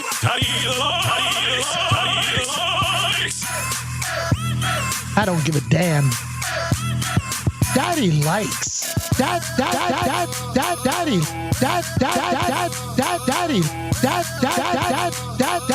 Dreisaitl, the Duck Hunter. Daddy likes. Oh, Daddy likes indeed. Daddy likes a show. It's a fun one today. Lieutenant Eric is back. Zacta comes in for Trev, who's on vacation for a week. We're talking STs. We're going to get to That Hurts coming up as well. People in the inbox are saying, don't get the aquarium. Don't do the aquarium. Quiet, I'm baiting him. Apparently that's no good either. That's a headache. Yeah. Somebody said, Dustin, you're not going to give your kids the joy of having, you know what I'll do? We'll take puppies in for a month and then we'll give puppies away. But I watched it with my sister. My one sister was always like, I want dogs in town. And she had it, took care of it for like 3 weeks. And my parents had to basically look after it after that. It's just like, I'm not doing it. Kids are busy nowadays, right? Marshall's got hockey and power skating, and Muzz has hockey and power skating and gymnastics, and they both swim. Like we're gonna mix a dog into this family? Are you nuts?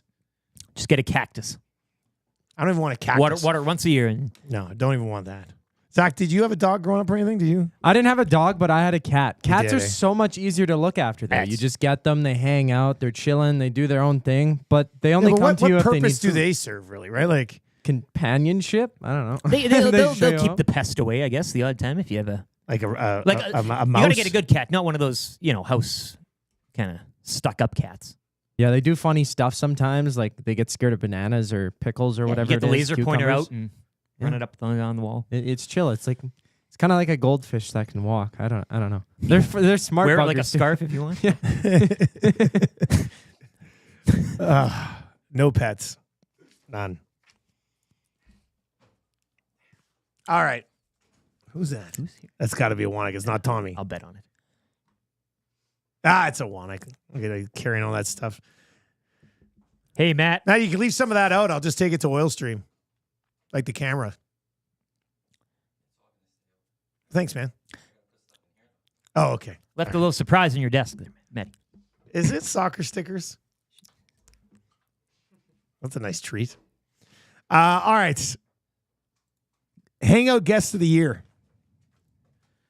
If you were casting a vote for this, Ray. Well, and we're not. We don't get to. I guess we do. No, get but hypothetically. Matt, we get to vote on these? Oh, you hear this? Hangout's going to be good. Maddie goes, yes, I've told you guys this many times. I forget. Look, as I said earlier, Mr. Monday Morning Murray McCourt, who has, air. It's like clockwork. So, I mean, if you're going on that rubric, he shows up, baby. It's a valid and on a Monday vote. too. But again, you got the Fraser Millard stack there. That's highly entertaining. And then you've got the, and no offense, but the one-offs, the celebrities of sorts, hockey or whatever. I mean, Ron Lowe was a great one. I remember that episode. The Gavin Cobb Trey Ford episode was good as well. 2 Canadian ballers spoken well. Yeah, that was really good. They fit in really well. You never know with those come guys, here. but they were great. They could come here weekly. Strutty, I mean, I think that always gets an automatic vote for most people. So, Mac T. I just don't know how I love when Quinn is in. She's very entertaining. It's like a must watch for me. A bit of a wild card, yeah. I think my vote could end up going that way. Phrase can you imagine Phrase coming on stage at the Estes to accept an award? What's My that God. speech like? As he steps up, you just hear a chant of turn your headlights on turn them on, echoing. And then they turn the echoing through the Garneau house Theater. lights on, Blasted. We all It'd be cried. great. Millard gets on, rants about the Estes and why other people aren't doing it and what's the best thing about it. And I could see that happening. Belsey, Gage. I mean, there's a lot to go here. Zach, who would you vote for? Hey, Maddie, does Zach get a vote? I think everyone gets a. Zach, quiet, please. You've also been a guest. No, you get a vote. Who would you vote for? I'm up in the air between the Will Fraser and Dean Millard. I think I'd put Will above Dean. Ooh. He's just so funny. Anytime he's in here, he just says the funniest things and rips into everybody. And that's on mic. On mic too, not in the behind the scenes. Hear what he says off the mic, yeah. And then Jonathan Torrens. He was only there for half the episode too, and it made that much of an impact. I was laughing but then the you also entire time. didn't even stay for the full episode. Ooh, we docked. See, interesting. -1. Interesting. In my scoring, I have that same. Maddie same could doc. text Phrase right now, and he'd show up at 9:00. Rams fan says LTE for Hangout Guest of the Year. Do you remember the one episode that I had a drink every time Maddie said Trey Ford? Yes. And then that wasn't even that long ago. I love Lucas is in and says, I tried my best. Not good enough, I guess. Luke showed up with full A&W platters every single time. That's I a think very that's a good +1 point. too. I would say That's a very good in terms point. of for the boys. That's a good one too. Look, not everybody's going to have a chance to be nominated. It's that simple. 780-218-9999. If you want to join us for the Estes, tickets are now available. Tuesday, September 17th, Garneau Theater, black tie event, red carpet, all the fun stuff. Jess and my wife are going. They're going to be are they coming? Thrifting some. They're going to get. They're going to. In terms of clothing and styles, I think they're going to knock this one out of the park. But good, yeah. Good. So they're very. This is going to be a classic night. Zach, do you think you're going to be the sharpest looking dude there? I'm here. Come on, No, you see I get this? it. The gauntlet has been laid down. I can't wait. This is going to be the sights more so than the sounds. Yeah. Man, I wonder if that's where the beef between Clausen and Zach goes to another level. Clausen has somebody jump Zach at the Estes, just like Tupac that night. Just when he spring got up in the front. fight. He got in the fight. And right, there's a fight before he got shot, supposedly. But maybe that's what happens. Zach, are you worried about getting beaten down by Clausen's and his crew gang and his crew in the lobby at the Garneau Theater? I'm wearing a vest and getting a bodyguard. We'll be talking about it for years. That's the other thing. Tupac always wore a vest. Well, why was he not wearing it that night? What's under that Hextall jersey there, Zach? All right, 780-218-9999. All right, let's get into that, Hurts, for the personal injury lawyers over at SBLLP. A couple of places we can go here, I think, for that, Hurts. Albertans suffer personal injuries and accidents every single day. But many of you, you're like, I don't know if I really need help. I don't know if I can get anything. Because you don't know what's going on. These guys know what's happening. Go see the experts at SBLLP. They've got the experience to gather evidence, advance your claim to ensure you get fair compensation. And the best part is you don't need to be intimidated because they're the pros. Ask you a few questions. They'll dig up the evidence. They'll take you through the process. No need to feel shame. Let SBLLP handle the claim. Go to www.sb-llp.com or click on personal injury, or you can just give them a call, 780-438-5281. I see somebody right now calling on their phone. I'm hurt! I'm hurt! You gotta help me. Listen, I got the person at the other end from SBLP is like, you listen to the Nielson show, don't you? No. My name is Vis. They just know. Yeah. Is that not where we kind of have to go here? That's... I was going to look at Boris Beatty with the kick, missing it fourth quarter. That hurts. And that's a given. But for my buddy Vis to injure his hamstring stationary while sitting down during our fantasy football league draft, I mean, that's an all-timer. This is like when he tried to draft DeMarco Murray one time when he was somebody else's keeper. He tried to take him like the 8th round. Same guy. We never forget that story. We all need a Scott McCord in our league. We'll never forget this one. Don't take shots at Scotty. Why not? Oh, my God. Oh, my God. Have you counted the Shaun White points yet?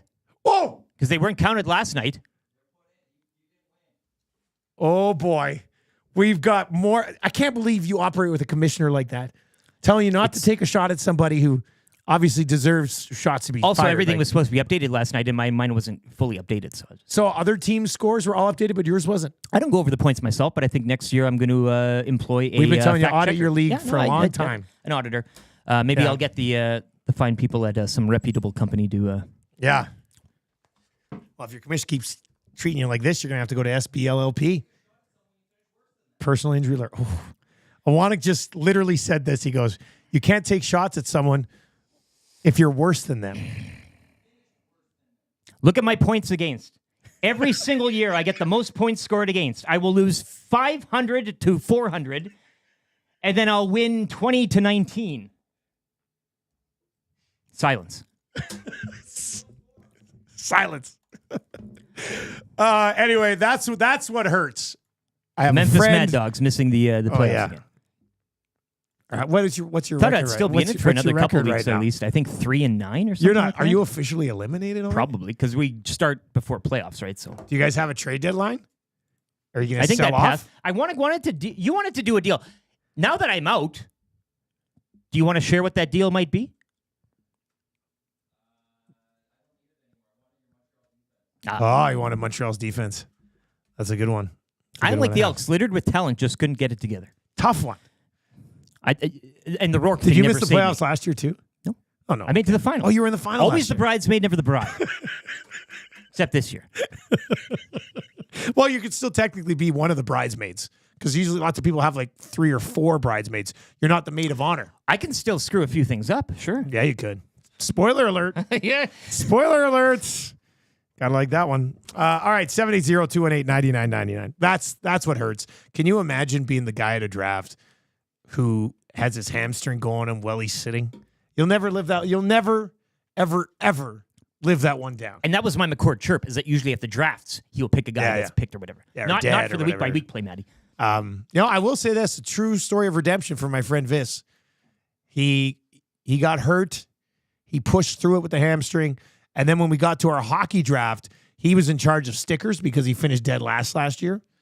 And he toughed through. He motored it in. 15-round hockey draft pretty efficiently on the stickers while dealing with the looming effects of a hamstring injury. Cody Fajardo couldn't do that.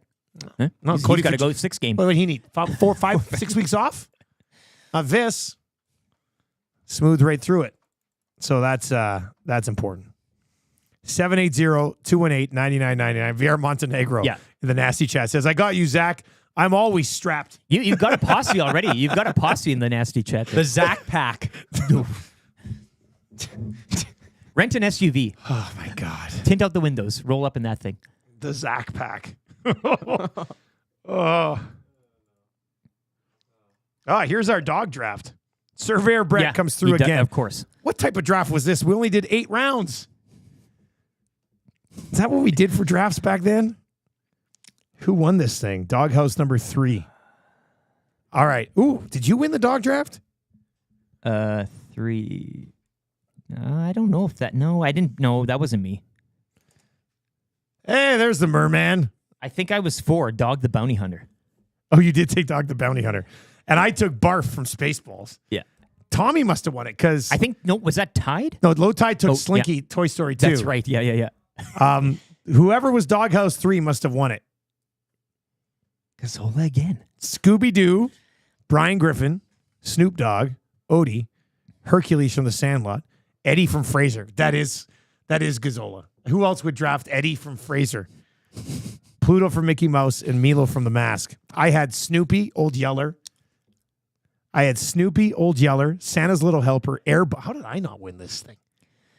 Snoopy, Airbud, hey. Old Yeller, Santa's Little Helper, Airbud, Brain from Inspector Gadget, Dino from the Flintstones, Triumph the Insult Comic Dog, and Barf from Spaceballs. Half man, half dog. He's a Mog.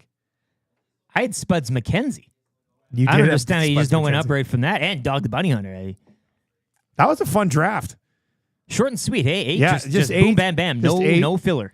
Tommy had, whoever was, that must have been Tommy, 36.1%. I had 29.9%. Low Tide had 14%. He took Slinky from Toy Story in the 4-5 swing. God, miss that guy. What a beauty move. Anyway, Surveyor Brett, thanks for finding that one, man. That's a good one. And we can redo a lot of the drafts again in the future. That's over here interesting now. to see how It's a it fresh changes. start, Yeah. deeper draft, different format, all that type of stuff. We're still hoping to do Handsome Man draft once we get everybody kind of back at her here in September. Dean Belanger says, I remember the Dino controversy. Did we get to that as well? Well, because people are like, was Dino actually a dog? He's a or dinosaur. I was like, well, he was treated as a dog on the Flintstones. So yes, I viewed him as a dog. But maybe that took me a 7% hit on the Dino controversy. Like now, that's funny is that like back then nobody cared about the Dino controversy, but now it would be up for an Esty. You're right. Yeah, we can afford to give out an award for it. So next year we have to remember to just make a note of everything as a possible Esty moment throughout the whole year. Surveyor Brett says, I'd say a pretty committed listener would go and find that and send it in. #Esties. He's working for himself here. Surveyor Brett's trying to get in the mix for AM Nasty of the Year. The Surveyor Brett Award. But most committed Nasty. Now, this is a valid point. Let me bring this up here for a second. So, Maddie says the most committed Nasty is based on how many, coming to events and seeing about a bunch of events. And I understand that. I get it. But Surveyor Brett is very committed in his own way to the show. Well, tracks the entire show on a calendar. Here we go. We're not rigging votes. We're saying, how does Brett not even become a possible nominee for the nasty of the for the most committed nasty? Tracks the whole station in his phone, shares them with us. Do you read anything that's coming up?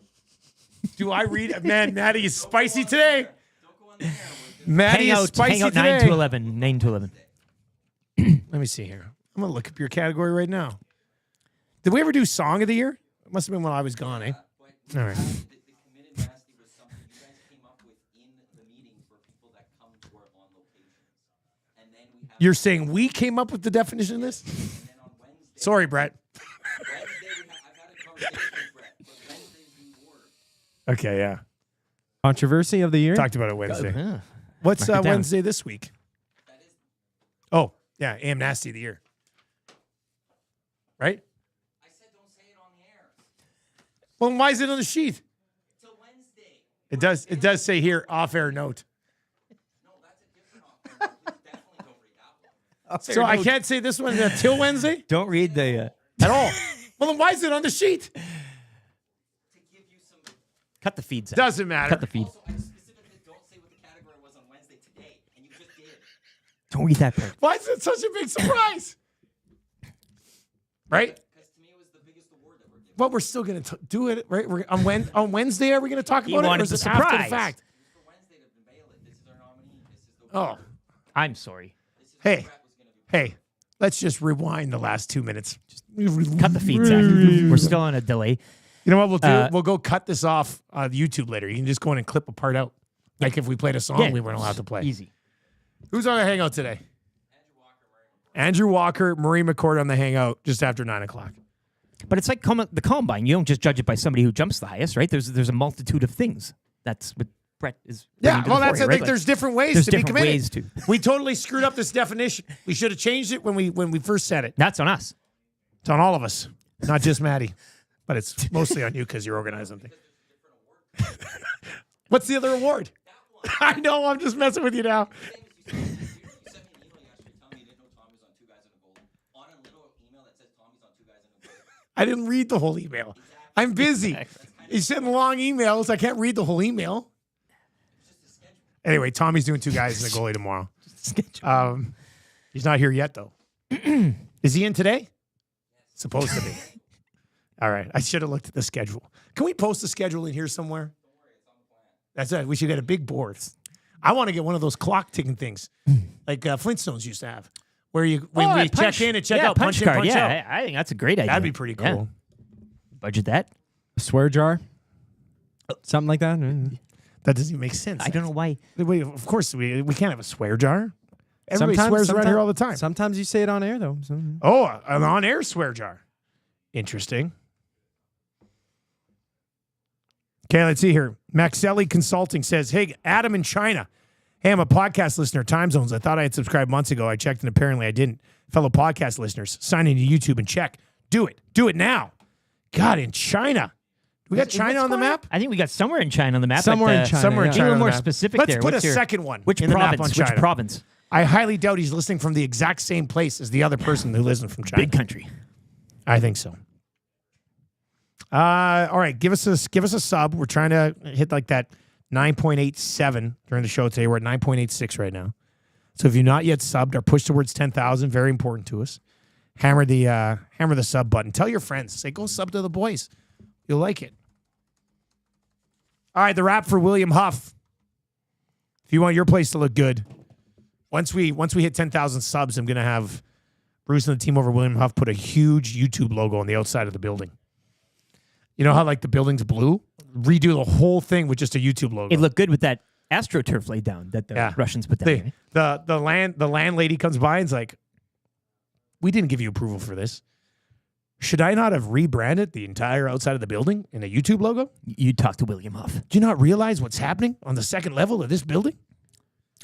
Speaking of which, it was nice to see people, Jess Jackson included, at Metallica getting a picture with the. Yeah, that was cool.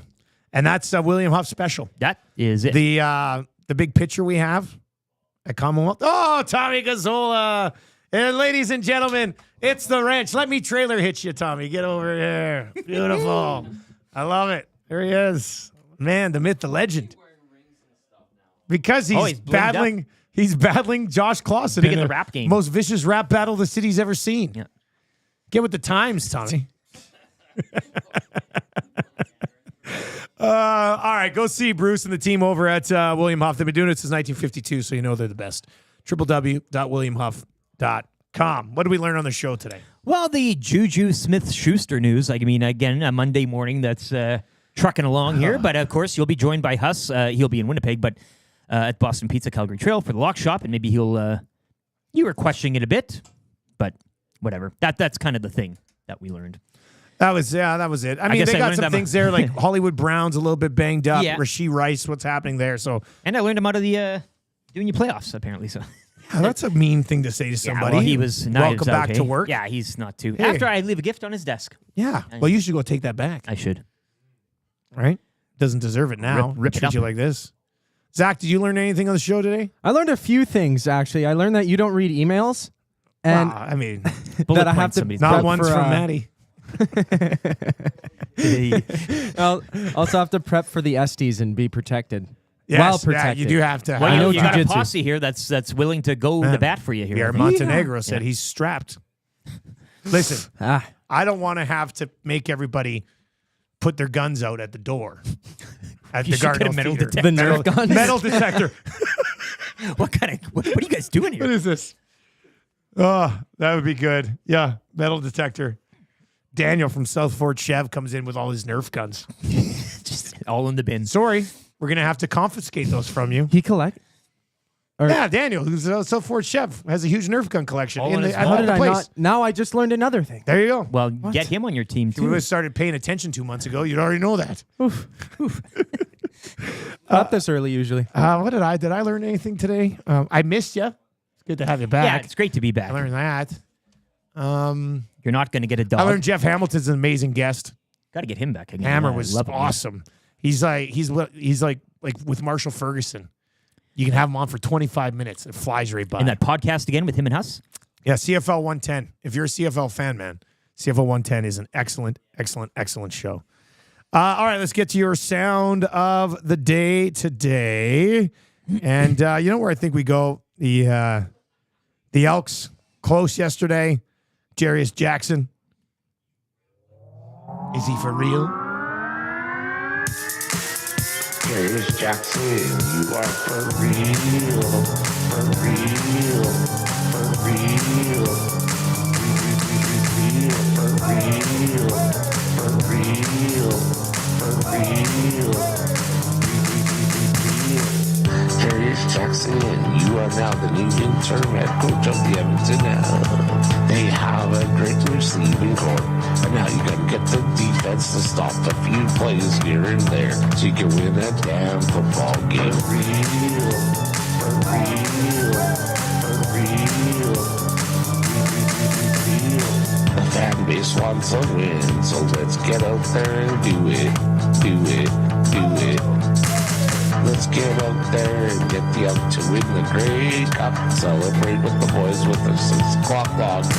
For real, for real, for real. For real, for real, for real. Let's go, Alex.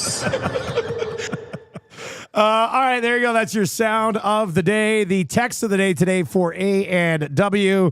This was a pretty good one that came in a little bit earlier on. A and W, of course, they've got that great deal right now. Mama Burger Combo Kids Pack for just $12.49. That'll get you the Mama Burger, the fries, the A&W Root Beer, the Kids Buddy Burger, the little slide of apple slices, make good granola bar, and a milk to go all for just $12.49. Woo! You know it's a good deal when I almost can't get through it. It's a mouthful. Text of the day today. Classic. Text of the day today, Abutski. Denied from the 1 yard line 9 times. When did Kai Loxley join the Argos? A classic Kai Loxley short yardage joke. Zacticum, Abutski, and we're saving the text now too. You should see it in the Excel word sheet or whatever it is. The email that I didn't read. This guy's got all the jokes. Zach? Did you listen to his rap? I saw the whole thing. Yeah, and what did Tom say when he came in? Clausen's going to kill you, I think was the I'm paraphrasing, but Yeah, my rap game ain't like William Huff. Okay, that's the end of the show. For Zacticum, Yeah. welcome back, buddy. Yeah, it's great to be back. Ted This Eric's is back. Yeah, wow. God. Hangouts coming up. Join us, Calgary Trail, Boston Pizza, patio show, oil stream today at noon. I'll be there at 11 o'clock for the lock shop as well. Very much looking forward to that. It's going to be a beautiful day.